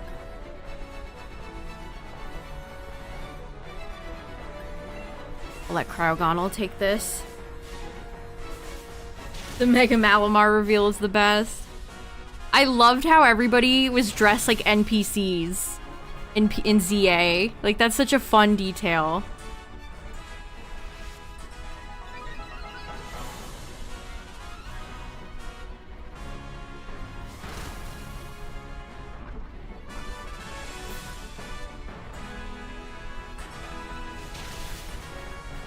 I have no clue what type of gimmick they'll have for Gen 10. The gimmicks are always, I feel like they're impossible to predict.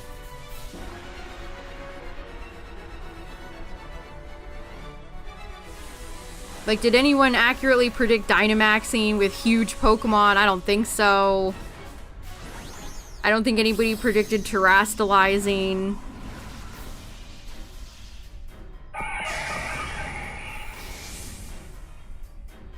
Yeah, Mega Dragonite didn't even get a fun trailer.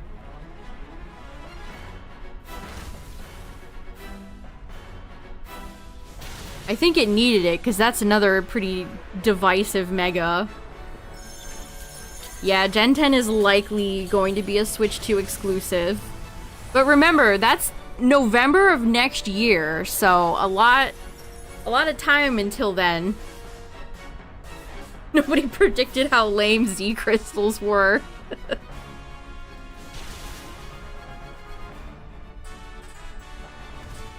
Yeah, I like Terra a lot too. I like a gimmick where every Pokemon can participate instead of just a small select group of the most popular ones.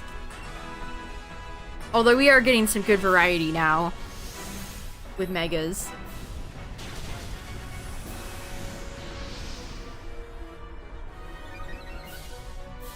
But a lot of Mega roster is overwhelmingly just popular Pokemon. I also think Terra is fun. You can use it offensively or defensively. I think it looks nice too. Like, Scarlet and Violet is definitely not a great looking series of games, GG. But Terastallizing all the particle effects, I think they did a nice job with it. It looks nice.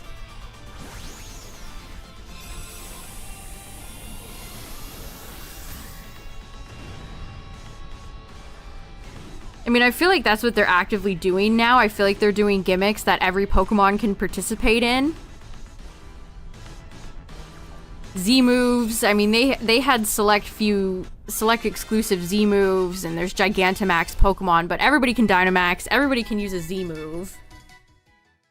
Nope. Nope. Nope. Oh, Latios, all you do is waste my friend balls.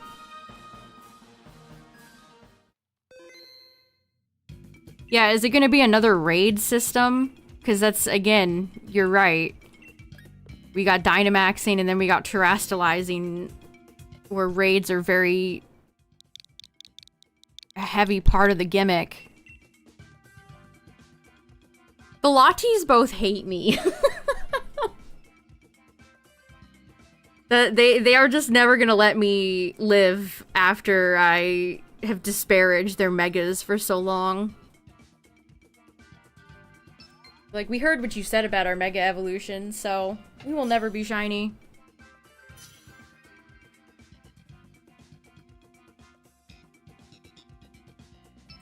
Yeah, I definitely... There's some parts about Terra Raids that I like, and some parts I don't like. I understand that they're trying to make it more snappy. But at the same time, I think a lot of Terra Raids feel like chaos.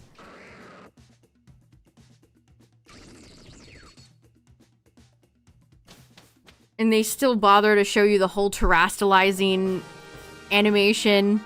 It looks like Mega Evolving in ZA is very snappy and quick, so I appreciate that. I cannot stand repetitive animations in every battle. So I do actually appreciate that. Like, please, hurry it up. Keep it quick now. Listen, they just need to fix multi-hit moves and we're in there.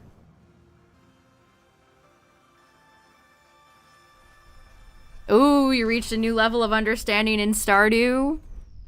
You might want to go south of Barney's farm.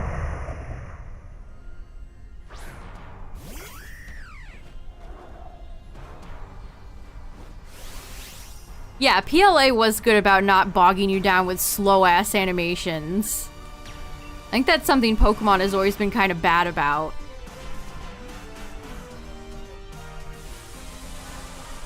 Yeah, terastallizing should have been faster, and it should have been, like, skipped altogether, seeing the animation in Terra Raids where everything feels so quick.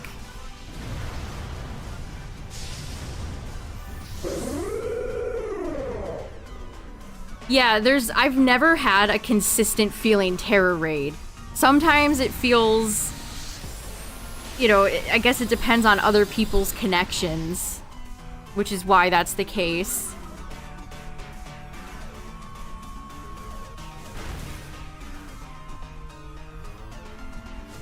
And not to mention how broken they are on Switch 1. Sometimes you see the Terra animation, sometimes you just watch it from the back. Sometimes Pokemon vanish off the field. The camera is static. I don't know how they went 2 steps back. Like, the camera in Dynamax Adventures and Dynamax Raids is fine. The static camera in Scarlet Violet's Terra Raids is very noticeable. And sometimes I can't ever even see my neighbor Pokemon. I don't like that. Like, look, everybody feels a good distance apart here. Nobody's on top of me. Nobody's too far away. Sometimes I can see my neighbors and we're all close together in Terra Raids, and sometimes they're like 15 miles apart, and I cannot see who's to my right. And then the camera doesn't pan, so I don't ever get to see the Pokemon next to me, and I hate that. Like, that's part of the fun of doing Terra Raids. I like seeing the Pokemon people bring. If I can't even see my neighbors, then what's the point? Yeah, sometimes the Terra camera gets stuck underground. We can't forget the white screen of Doom, where it plays, the battle is still going, but you just see a white screen. Yeah, sometimes the text just says, Wo-Chien. Chi-Yu.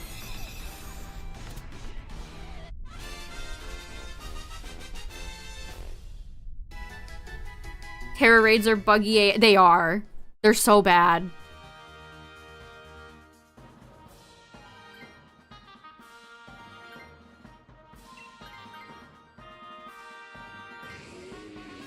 Yeah, we should be getting Chi-Yu very soon. If you're still waiting on Chi-Yu.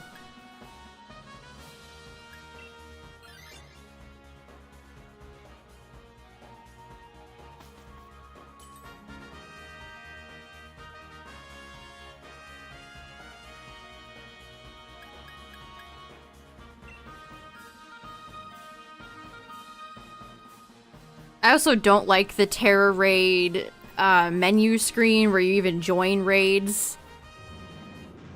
The system is just not very good.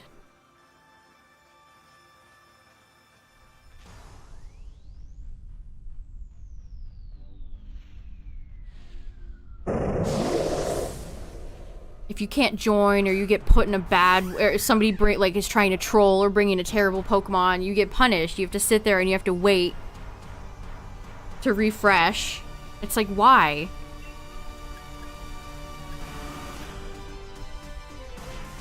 We can get a poison off.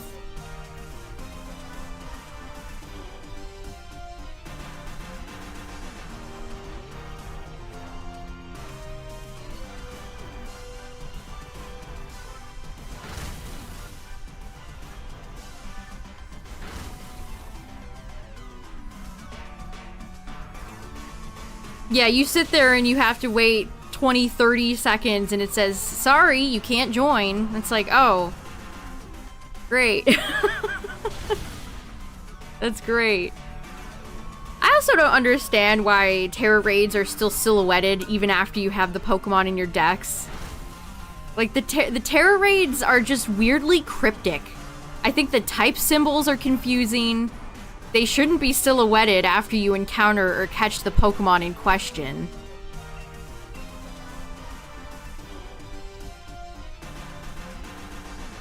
And for harder raids, they should have definitely implemented a level minimum. Like, you have to be level 100 to enter 7-star raids, please. Don't let little Timmy bring level 65 Annihilapes.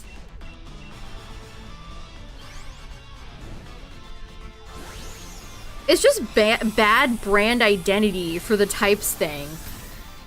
It's like Pokemon has had... I just did not enjoy how they did types in Terra Raids. It's like the ring is supposed to be normal type. Okay. Like, here, look at these types. Clearly bug for bug. A wing for flying. A fist for fighting. Like, that would have been perfect. Why not just use those? Why change it? You already have established type icons. Why change it? I really don't get it. It's just confusing. Especially to new players. I don't know how new players, especially like kids, figured any of that out.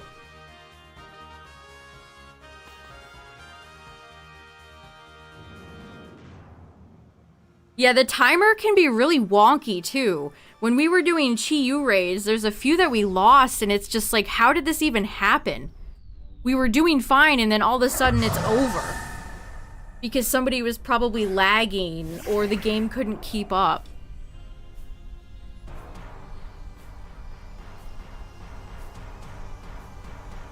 Yeah, that's a good point too. The amount of people that don't seem to understand that the Terra type, like they see Blaziken and they think, oh, it's fire, so I should bring a water, and then Blaziken is Terra Electric or something like that. Terra Grass. I think you're right. I think that is something that confuses a lot of people.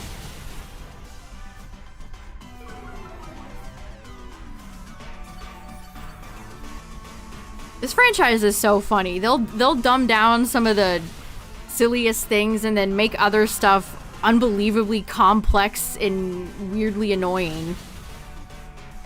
For no reason.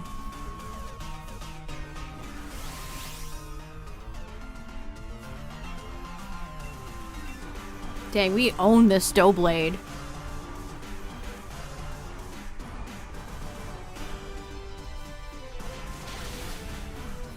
I don't know, third time's the charm.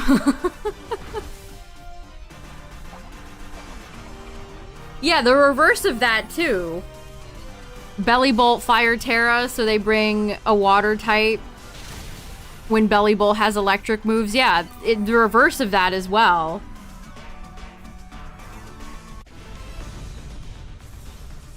I don't think the UI is good enough to really help explain, especially to newer players or kids.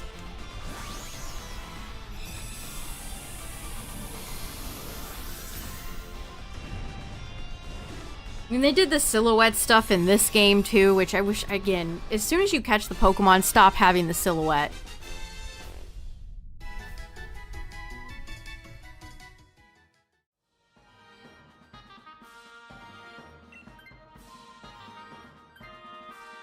Oh, you got the secret note from Grandpa? Nice. Now the real fun begins. Yeah, that never made sense to me. Why did they introduce Fairy into the TCG and then 2 gens later? Is that when they took it out?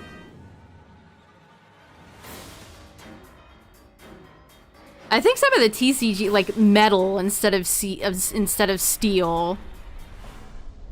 I always wondered why they did that too. Oh, hi, Azelf. What's up? Yeah, some of the 7-star raids are genuinely difficult. Like, unless you have an adult helping a kid through them, I don't know how a child would understand how to do that. Some of the 7-star raids are brutal. Like, have fun getting 7-star Metagross, little Timmy.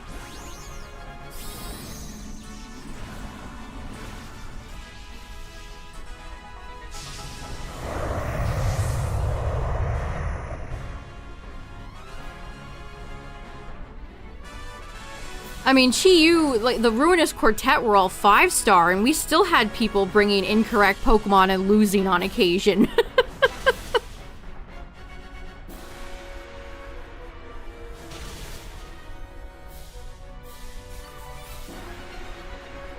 Gotta put Hydro Cannon on my Quaquaval.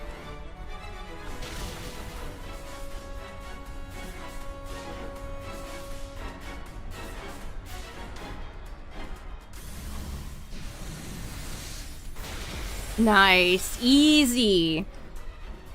GG. That was beautiful. Perfect. Alright, Azelf. Listen, I got Tapu Koko, who was the last of a group of legendaries that I needed for a long time. I've had Mesprit and Uxie Uxie forever. Listen. Is it time? Is it finally time?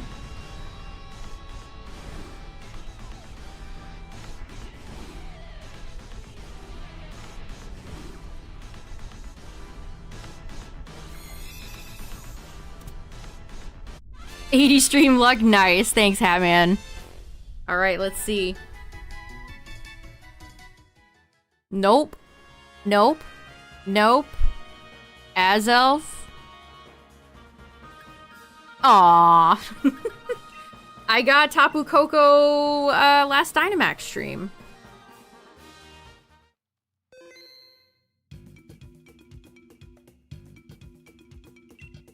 Azelf always betray. Oh, you got Shiny Scyther? Dang, you're on a roll.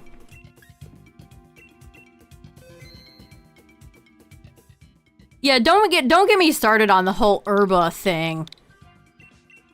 It blows my mind that they never had a specific dedicated Herba event. Farming Herbas is unbelievably boring. All they've ever done is like, ooh, you can get maybe 1 or 2 extra. Like, wow, thanks, guys.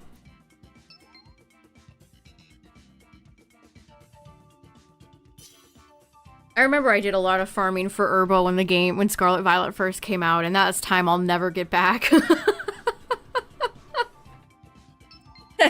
That's time I will never get back, let me tell ya.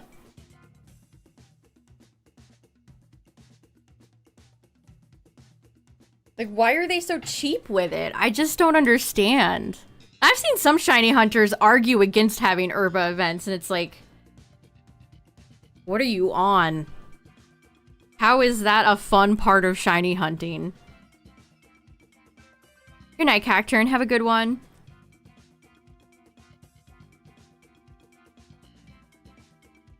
Oh, I'm pretty sure it was a full-on hunter who said that.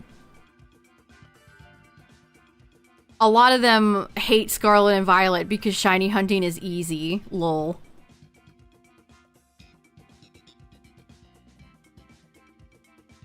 Well, it's like, that's your opinion, man.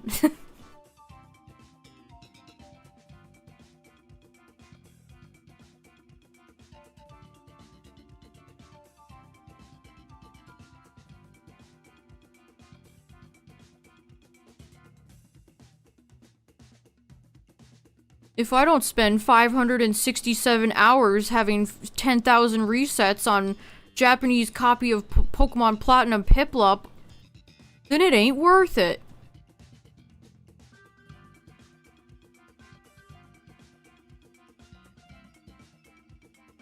The thing is, if there's a shiny hunting method or game you don't like, you just don't have to play it. You don't have to take it away from everybody else, just don't play it. Just don't participate. Easy solution. Yeah, if egg hatching is as awful in Gen 10 as it is in Gen 9, I will be genuinely sad.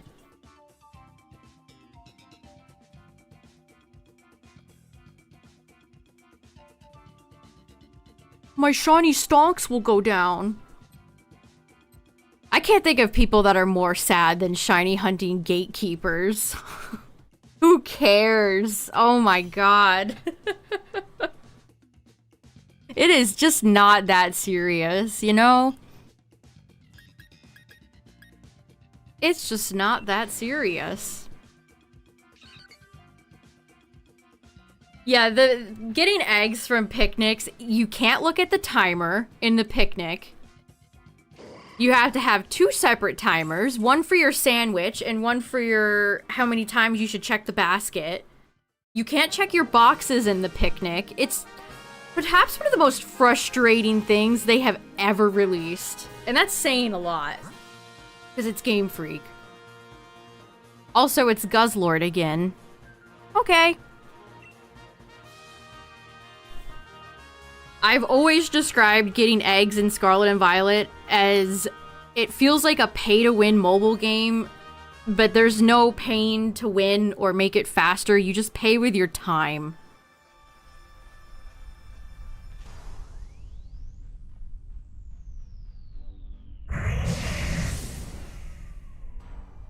Oh yeah, I don't count any Pogo Shinies in my living decks because I just don't value them. But that's me. You know, if you want to include Pogo Shinies in your Shiny Living decks, go right on ahead. I won't tell you how to live your life.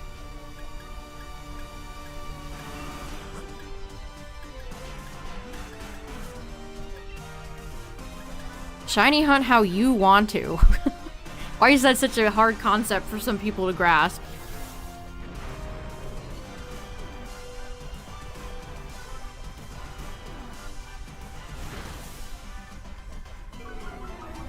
Yeah, that's exactly what I do. I still Masuda hunt on occasion, and if I'm gonna do it, it's gonna be Sword and Shield. Exactly. I much prefer a daycare lady. It's so much more controlled that way.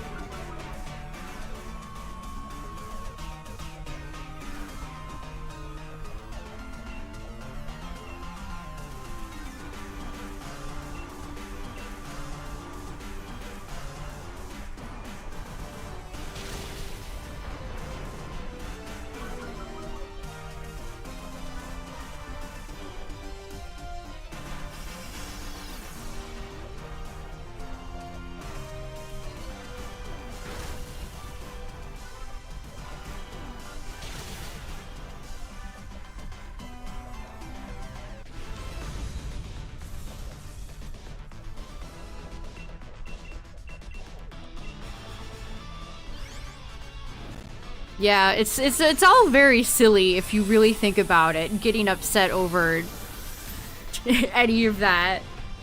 It's like sometimes people just need to take a step back. Again, it's not serious.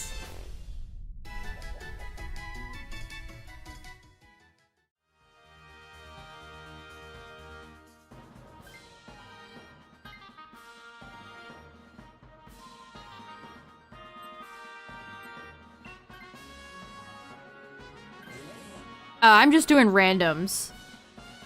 But Guzzlord is at the end of this particular Dynamax adventure.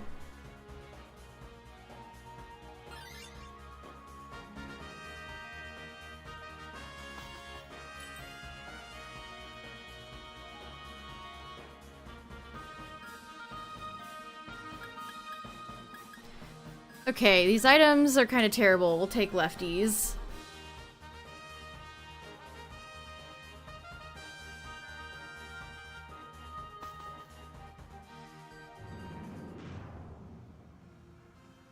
You caught it in a level ball? Nice.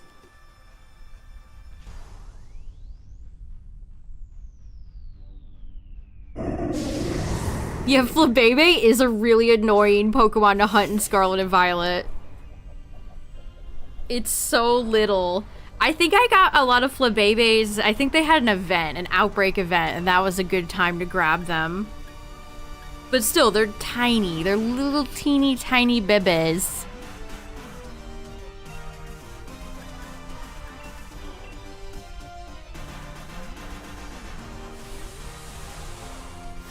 And again, I think there actually are some difficult shiny hunts in Scarlet Violet.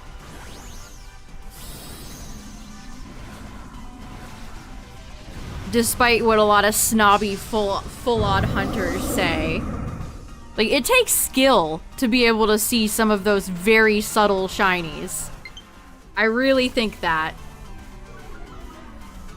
Like, yes, you could do sandwiches, and you can do outbreaks, and you can have great odds. But you still have to actually see the shiny.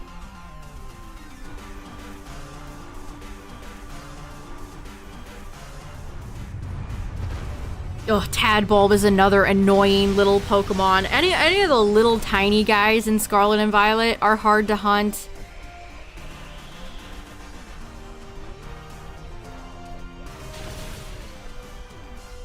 Things like Slowpoke or, you know, really subtle shinies. Haldean Tauros. That one's particularly annoying because of how the Pokemon behaves. It just aggressively runs towards you.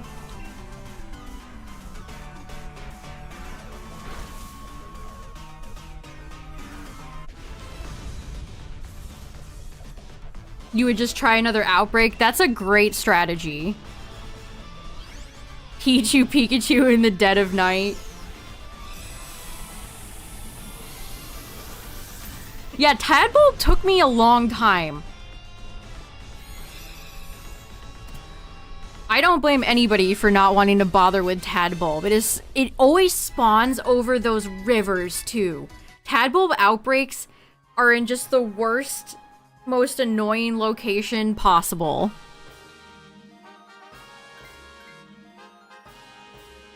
I'm gonna hang on to a Selgor. Nobody took Glalie? Poor Glalie.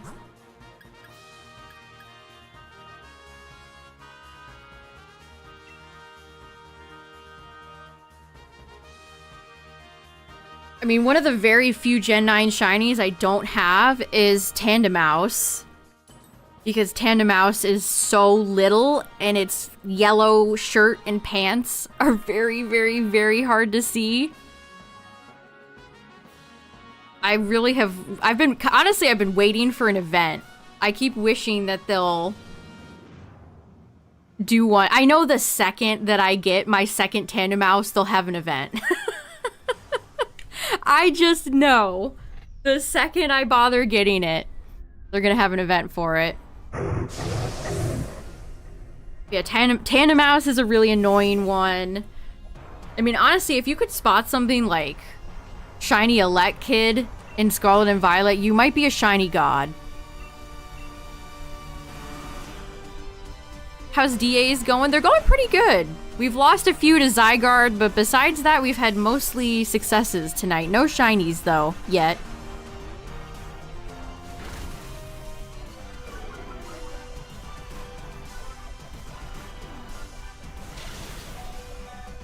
Alright, Mantine. Take it easy. Oh, Dugong. You know, Dugong was another hard one. Yeah, Tynamo. Again, if you can shiny hunt Tynamo in Scarlet and Violet, you got skills.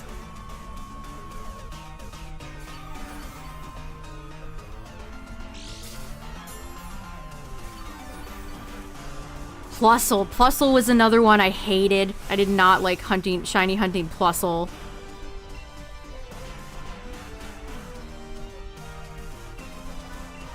What's up, Derek?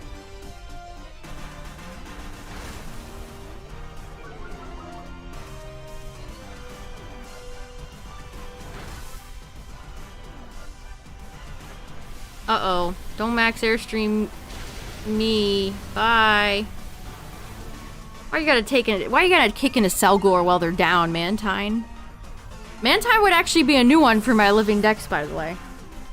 This would be 835. Until your Pokemon wouldn't auto-battle it. Minun has a great shiny. I don't know what happened with Plusle.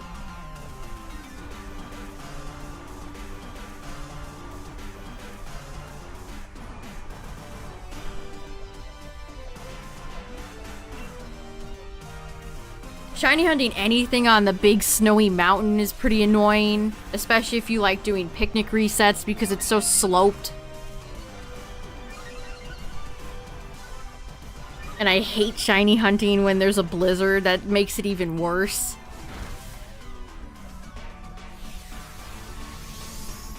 Honestly, most of the weather in Scarlet Violet I don't care for. The sandstorms in the desert are also not very fun.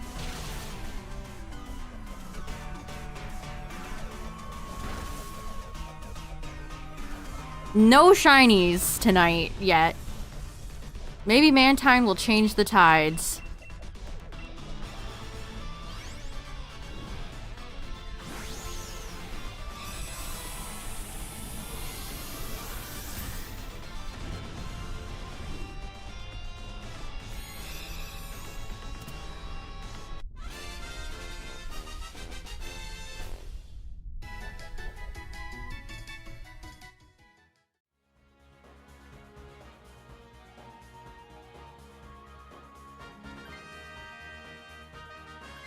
A Selgor is such a good Dynamax Pokemon just for Acid Spray.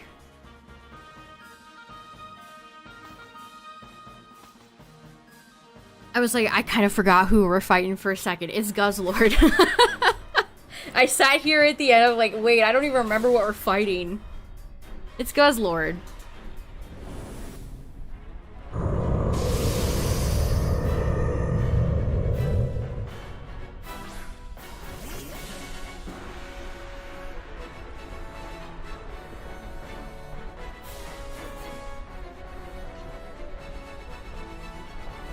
Alright.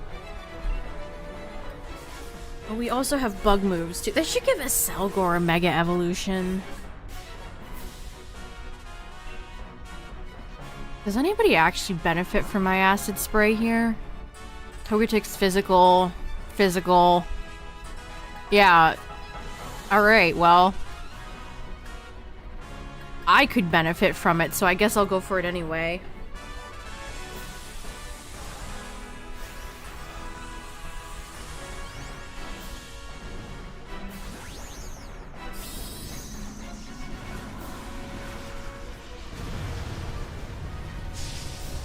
The odds for a shiny are 1 in 100 if you have the shiny charm and 1 in 300 if you don't.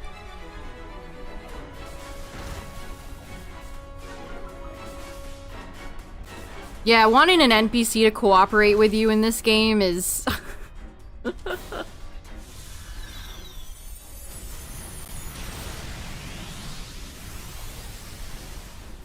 Chances are it won't work out in your favor. The NPCs are not programmed with any sort of logic. Ow.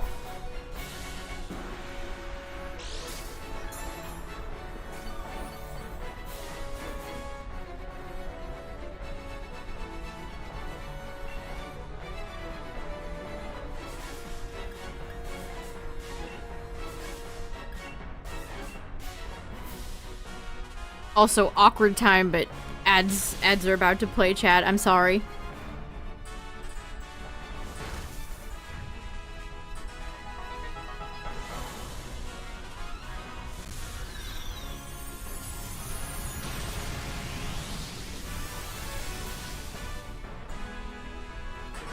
Sometimes the NPCs in Dynamax Adventures can actively sabotage you. Ability swapping moves, or setting up weather when you don't need it, or sometimes, if you're very unlucky, two Pokemon can have different weather abilities or moves, and they'll just keep doing it. Cherim will go for Sunny Day, and a Selgor will go for Rain Dance. So sometimes you can have NPCs that actively will sabotage you. Entrainment is another one that they don't really know how to use well.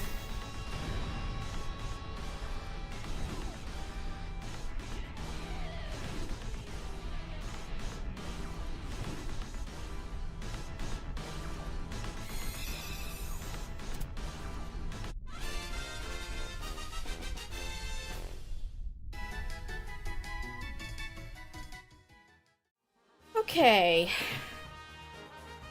A Selgor. No. Glalie. No. Come on, Mantine. Aw. Mantine always betrays. And so does Guzzlord. Damn.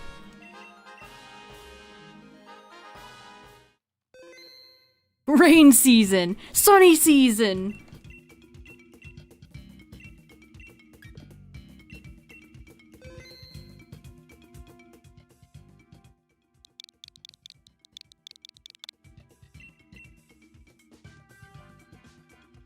Alright, let's do a few more, chat. Let's do a few more.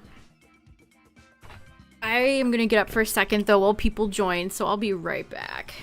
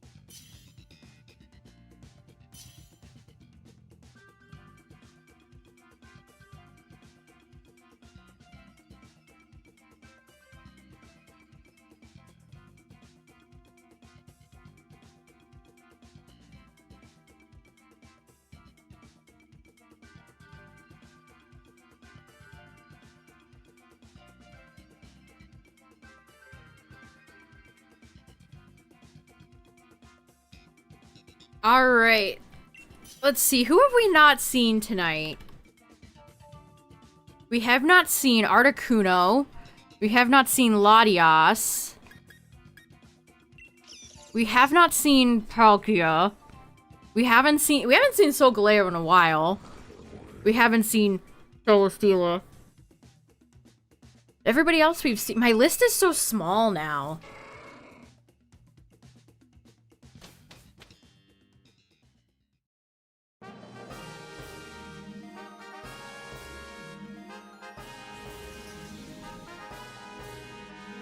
Alright, we've got a Psychic.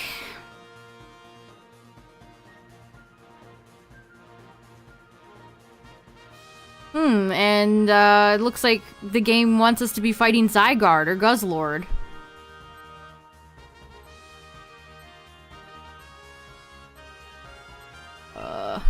Puke? Gamuku?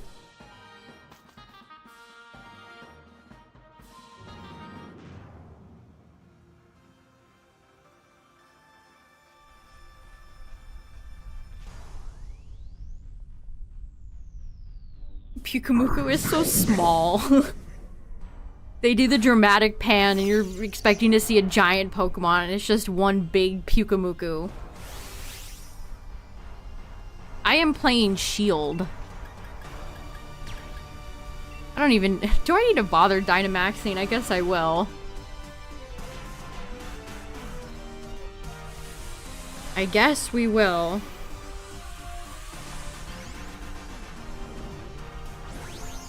Probably not really necessary, though.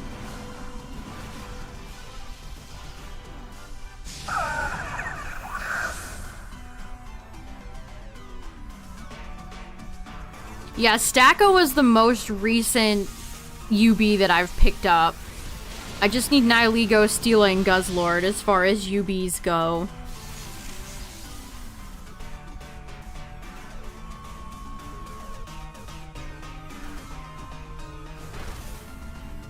I just picked up Tapu Koko the other day, so I have all the Tapus now. That was really exciting.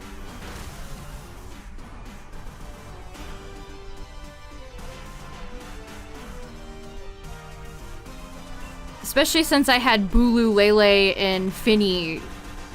I've been doing Dynamax adventures for a long time. I think I got all 3 of those in 2022, and Tapu Koko was like, well, I'll see you in many years.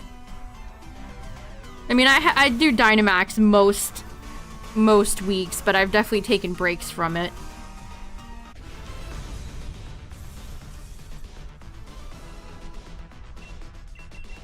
Okay, Puke has been taken care of.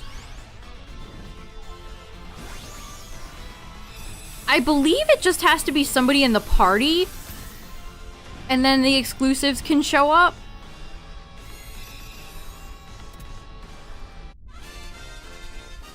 Because we see Solgaleo on occasion, but if it's missing, perhaps everybody in the team is Shield.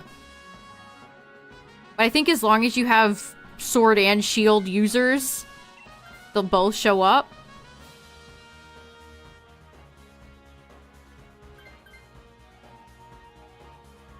But I have Shield and I see Solgaleo often.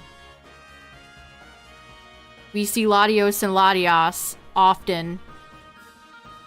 I don't remember if Lugia...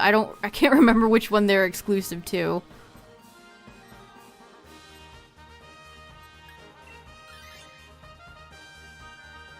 Yeah, the mechanics of Dynamax Adventures are very shrouded in mystery. I've had somebody in chat swear that they've seen dupes, and I've never gotten a dupe. I have never had a dupe Pokemon that I've already taken show up. It's never happened.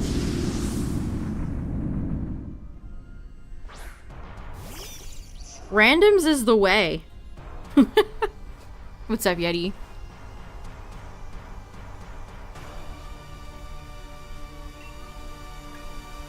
So, I think the person who is insisting that they've seen dupes is just simply mistaken. Because I have never, in my hundreds of Dynamaxes, probably thousands at this point, like absolutely thousands, I've never encountered a dupe.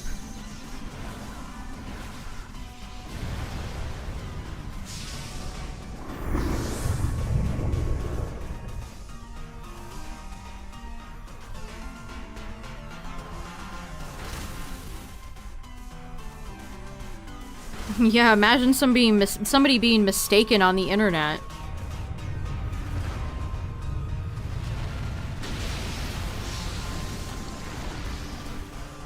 You really think people would do that?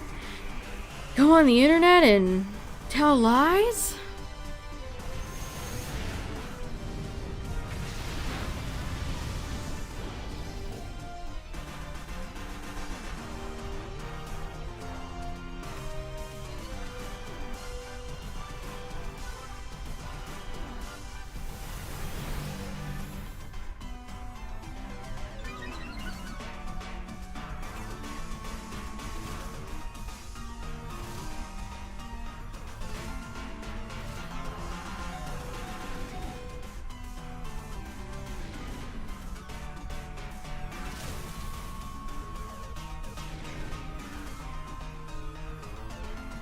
Okay, Scorch, that was kind of nasty.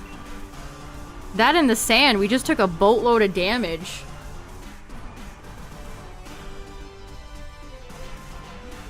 I hate how small Gmax Scorch is. Why, like, Dreadnought looks like it could step on it. Just squish it. Squash it like a bug. Why did they make it so tiny?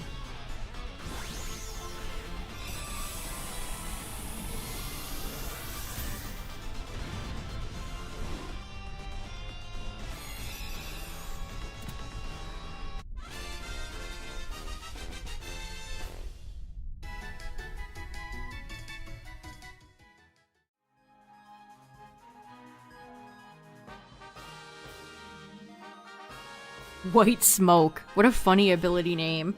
Sandy Scorch is bringing you the white smoke. I like Raichu's ability name too. Surge Surfer. Say that 5 times fast.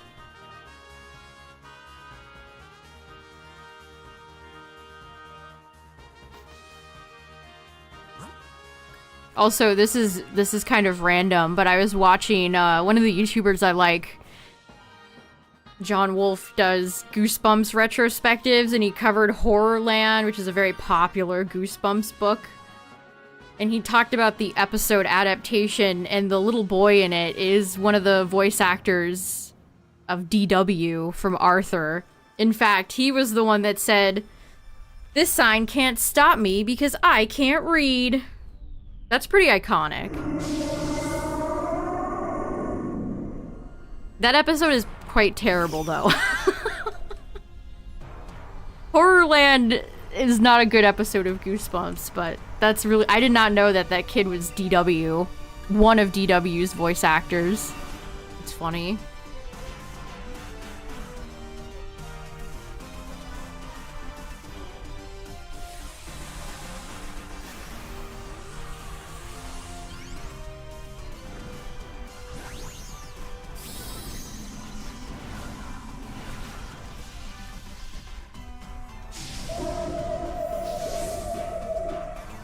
Yeah, Goosebumps was huge. Like, it's hard to even describe to anybody that didn't grow up with it, but Goosebumps was a huge franchise back in the day. Ghost Beach, that's a classic. Cuckoo Clock of Doom is my favorite. I like Calling All Creeps, too. Those are my 2 favorites. One of the, Say Cheese and Die is another good one. That had a very young Ryan Gosling in the episode. Fun fact.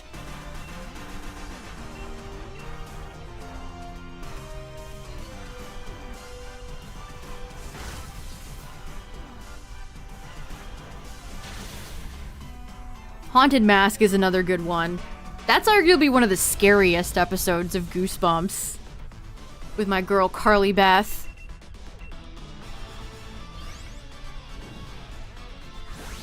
I was very afraid of Slappy the Dummy as a child, too. Which is funny because he's really just kind of a little troll. He just kind of knocks stuff over and then... so the kids' parents blame them.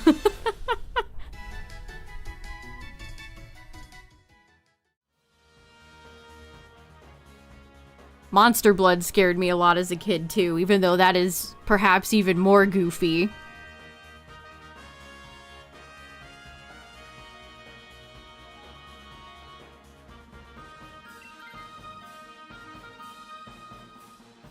I did. I love the Choose Your Own Adventures. I love the holographic covers they all had. Those were my favorite.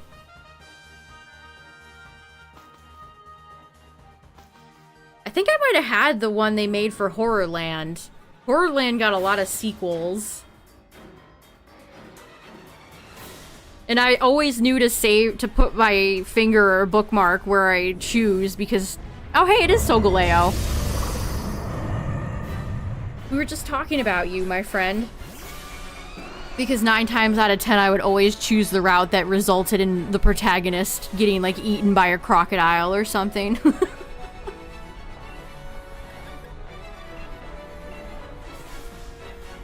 Yeah, looking back, it's very funny that child me was afraid of Monster Blood. It is, like, quite possibly the worst CGI you'd ever see.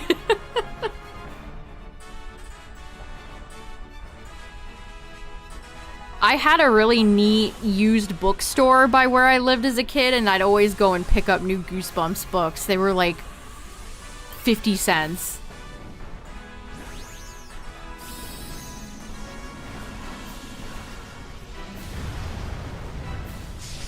Get 'em, Tauros.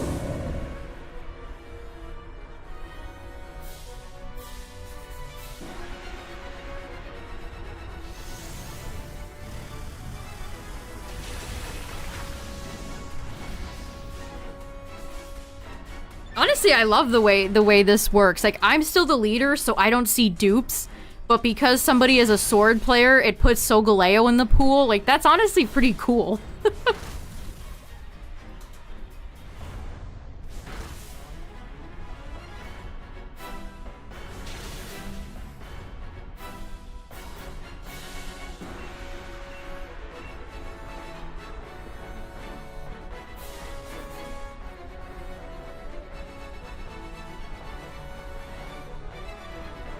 I didn't even know this, but John got to the point where he said that apparently there were allegations of ghostwriting for some of the Goosebumps books in, like, the middle section of the original run. I didn't know that. I mean, they had Arlstein cranking out those books. Scholastic had him in the mine. They had him working overtime on those books, so I guess it makes sense that he had a ghostwriter.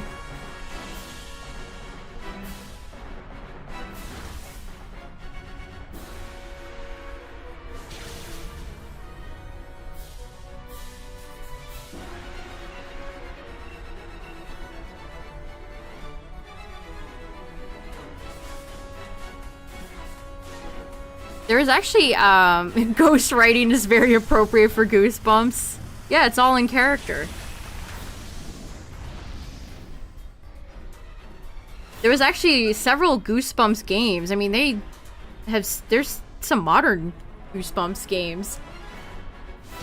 But they made one for Horrorland, and it was an FMV game that Steven Spielberg was directly involved in. And it was made by DreamWorks. And it has Jeff Goldblum in it, and he's playing a sexy vampire. And it is a very strange performance. He's like ASMR mumbling all of his lines. The Warriors books? Oh yeah. I own many of those books.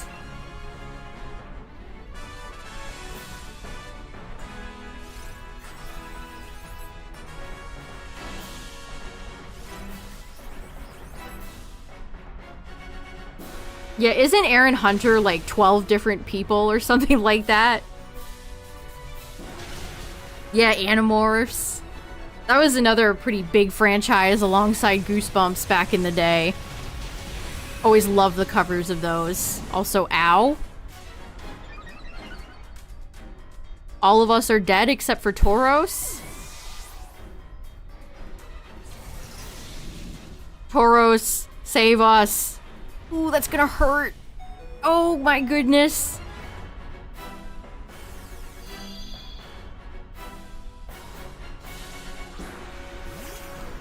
It always made me laugh when warriors started spinning off into like bears and dogs and other animals.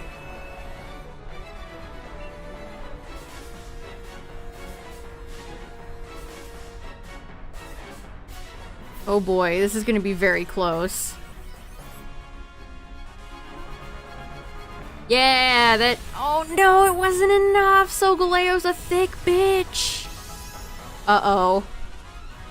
Uh-oh.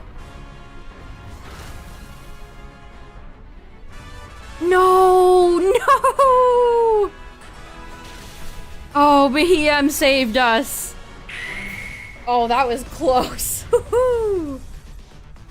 How many times have we fought Solgaleo and it's come down to the wire like that? Sheesh. GG's.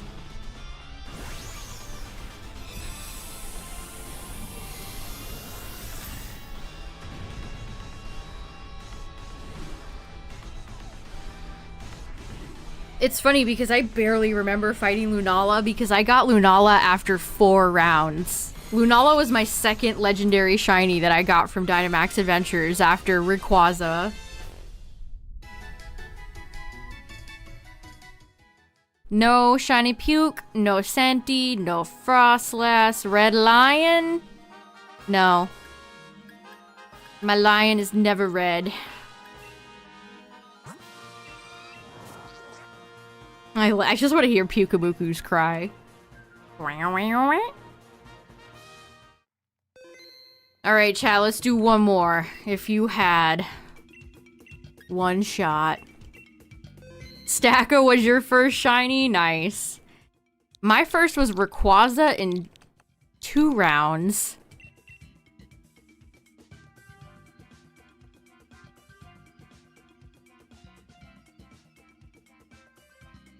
Read up to J-Fat. That sounds familiar.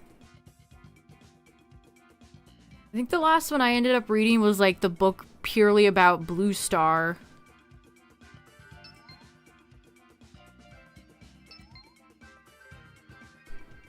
Ooh, Blacephalon.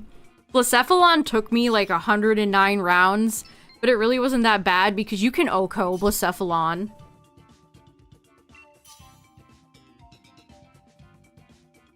Yeah, Blue Star's Prophecy, I think that was it. I remember really enjoying that book.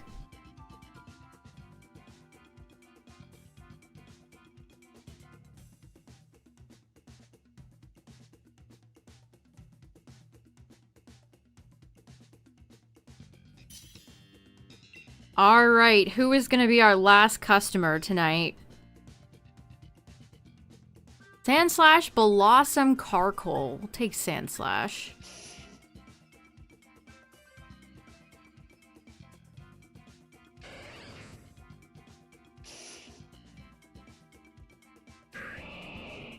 Ooh, Swampert. Nice. This is a stacked team.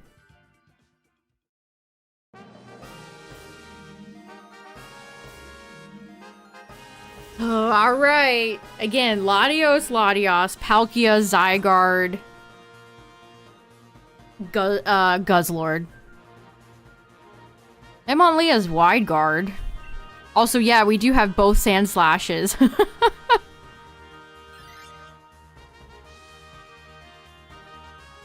Wide Guard's pretty decent for Palkia, too. Palkia likes to surf all over the place. We haven't seen Lugia at all tonight. I don't know where Lug is. I actually don't have that many love balls left, so maybe this is for the best. I definitely need to restock before I stream this again, which we'll probably do more Dynamax adventures this weekend. And then I think more gold tomorrow. I'm very close to finishing gold on retro achievements, so... sure.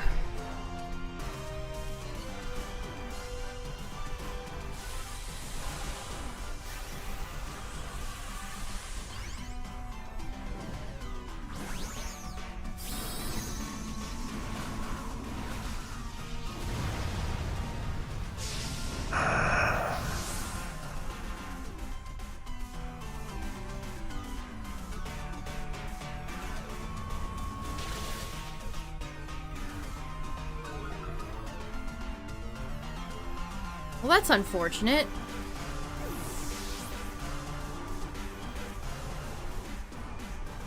Hitmonlee, that wasn't very nice.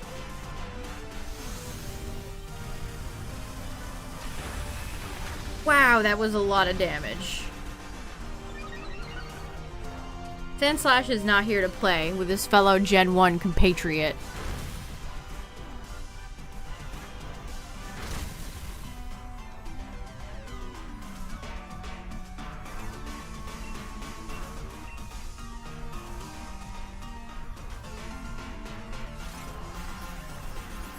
I love everybody's trainers in this game. I hope Gen 10 steps it up in the customization department. I'm excited for the customization in ZA.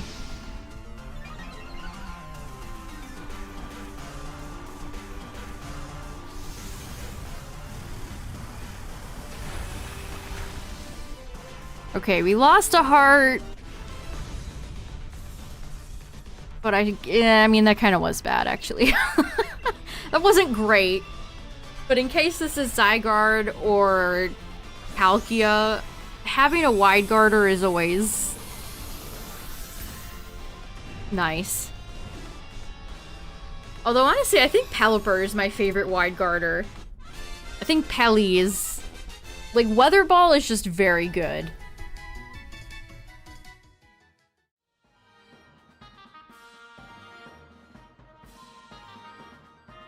Hitmonlee actually has strong moves, too, which is nice. Definitely more usable than something like Mantine. It's probably like Pelipper, maybe Kingler, Hitmonlee, Mienshao, Mantine.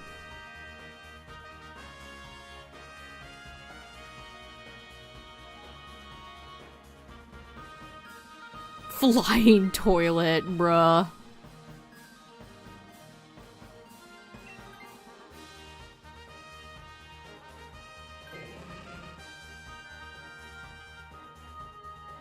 I keep thinking of Hitmonlee's sprite in Pokemon Gold, where it looks like it's riding an invisible bicycle.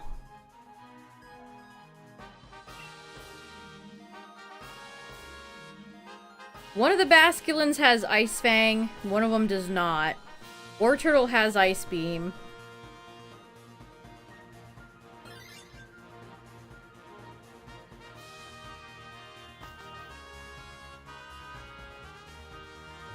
I mean, Alolan Sandslash can...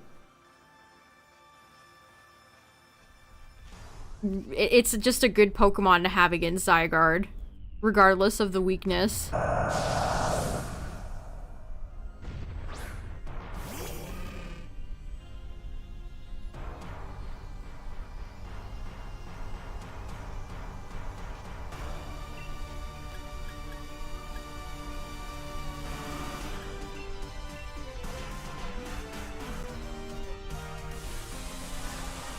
Just don't attack Flareon, okay?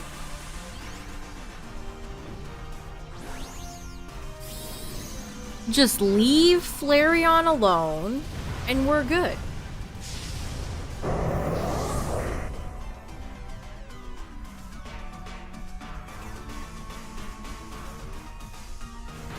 I mean, I do like how my trainer in Scarlet looks. I've moved it away from the... It's probably as far away from the school uniforms as you can get, and I love the cowboy hat. But I think it's really funny is that customization was just so bad that I don't think a lot of people cared about the customization they added in the DLCs, so nobody really bothered. I barely see anybody wearing cowboy hats. I mean, maybe it's just me. I think they're pretty funny. They're rootin' and they're tootin'. But I don't notice a lot of, when I do terror raids, a lot of other people just don't seem to bother. Nobody's really wearing, like, Atticus's expensive auction stuff, or...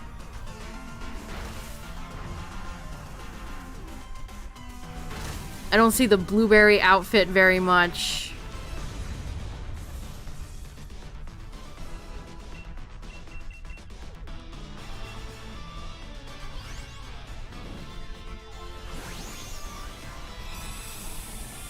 I barely ever see the ball guy helmet.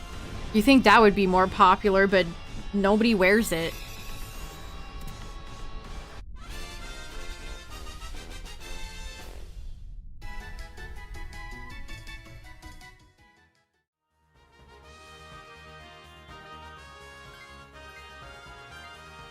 Nobody took Wartortle! Why?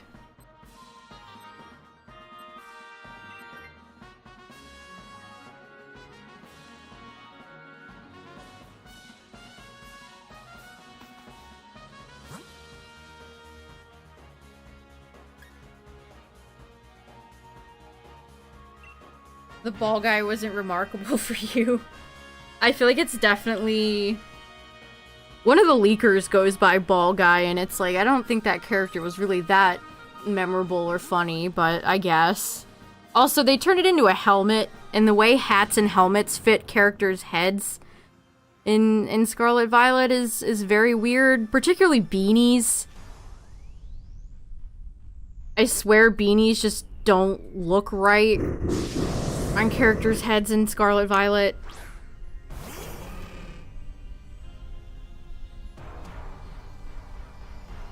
Yeah, the head was backwards. All those motorcycle helmets just did not hit for me. Yeah, they're really thick and they like layer over the head in such a strange way.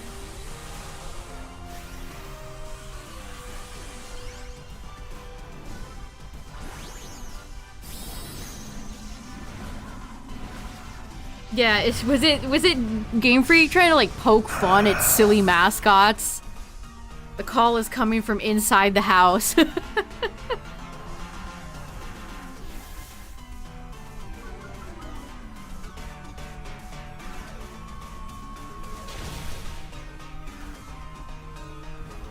Good burn.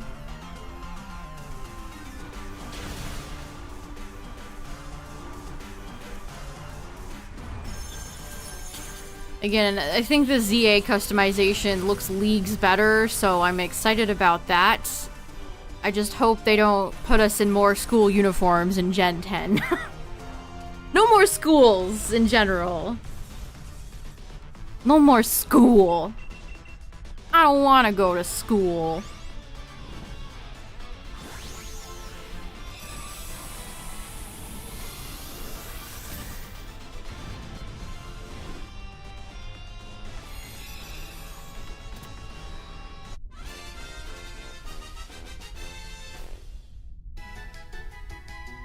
Alright, let's see who we're fighting.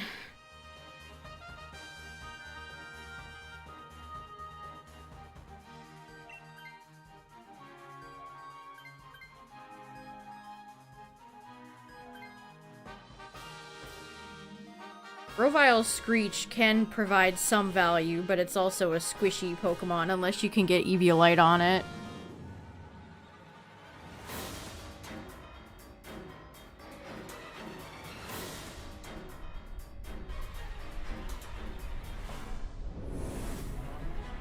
Wow, I really wish War Turtle was taken. Alright, Hitmonlee, well, you're just gonna be Wide Garden a lot. We have two ice Pokemon, or two Pokemon with ice moves. See how it goes. Swampert, take the wheel.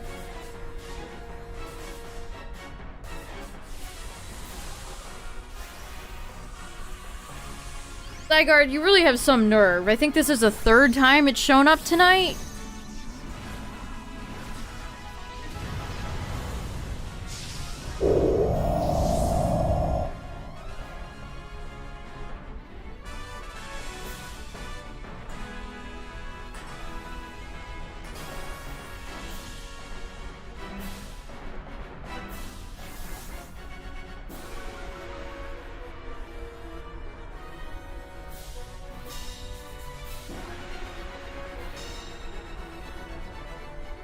Okay, we're already getting mileage out of Wide Guard.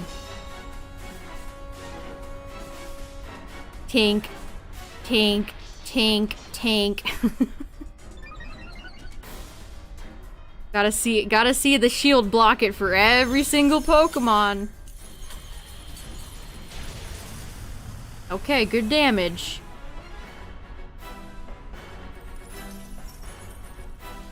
Bop, bop, bop, boppity-bida, bop. I must say, I love this song. I've never grown tired of the Dynamax song. It's always fun.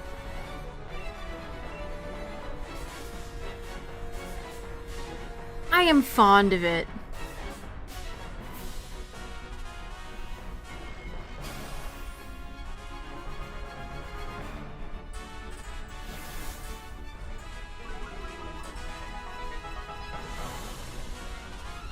Okay, more mileage. Good job, Hitmonlee. I will say, we've seen Zygarde thrice tonight. Where has Jinx been? We have not seen the homie Jinx.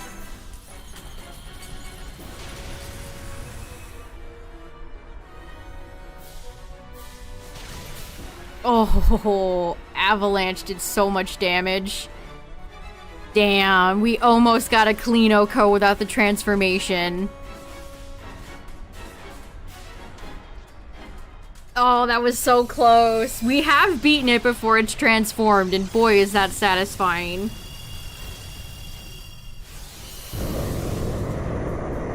Yeah, if that was a crit, we would have been in there. Swampert could just pick up Zygarde and throw it. Yeet. Just give him a yeet.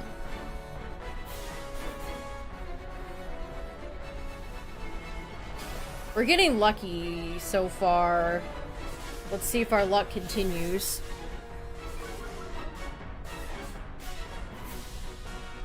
Okay. Alright, it's looking good. Things are looking good. It's not personally targeting anybody, so... Yeah, it just keeps going for multi-hit moves and we got it on lock. This is good.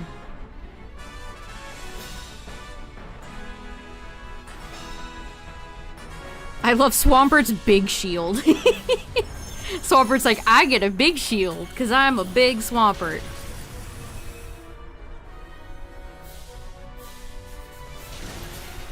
Oh, that does so much good damage. One more turn. All we need is one more turn.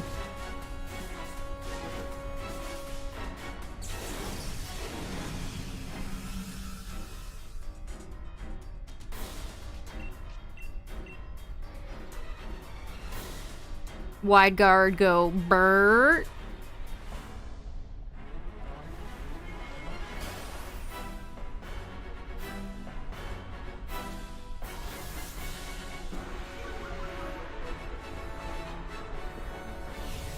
You know what? Zygarde's getting baby doll eyes. When we fought it before, I had Nidoqueen and I kept going for Charm. Zygarde's attack is like completely... Oh no. No. We weren't supposed to do that. What's up with that, Zygarde? Okay, another okay.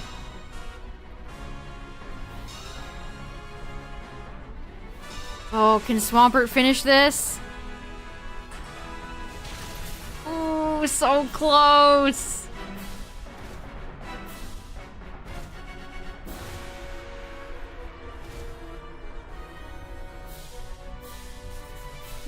I mean, I'd attack, but I want to protect Flareon, so I'm just gonna go for another wide guard.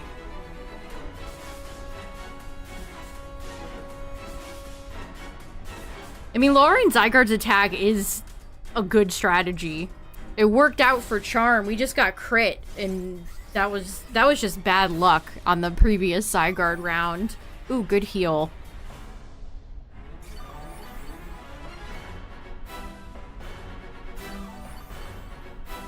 Yeah, we should have this.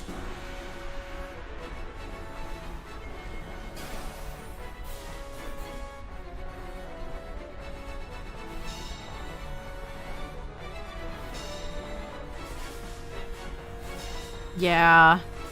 Protecting the squad. Protecting the squad. Good job, Hitmonlee. Good job. Good short material. Oh no. Yeah, that should do it. GG's. Zygarde keeps showing up to ruin the last run and we keep defeating it. Aha. GG's.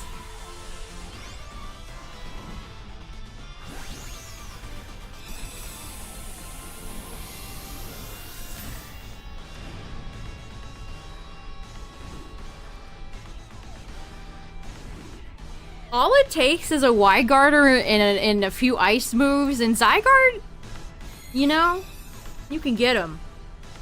You can beat his ass. That's all it really takes. Alright. No Hitmonlee, no Wartortle, no Grovyle, and... no Zygarde. I kind of felt it that time. Damn.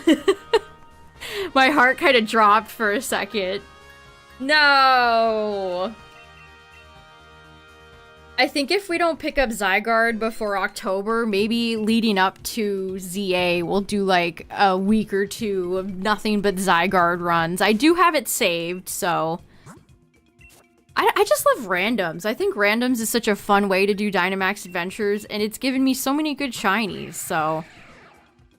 Yeah, thanks for hanging out tonight, everybody. I appreciate it, and thank you for raiding with me. We've had a lot of full groups, so I appreciate that.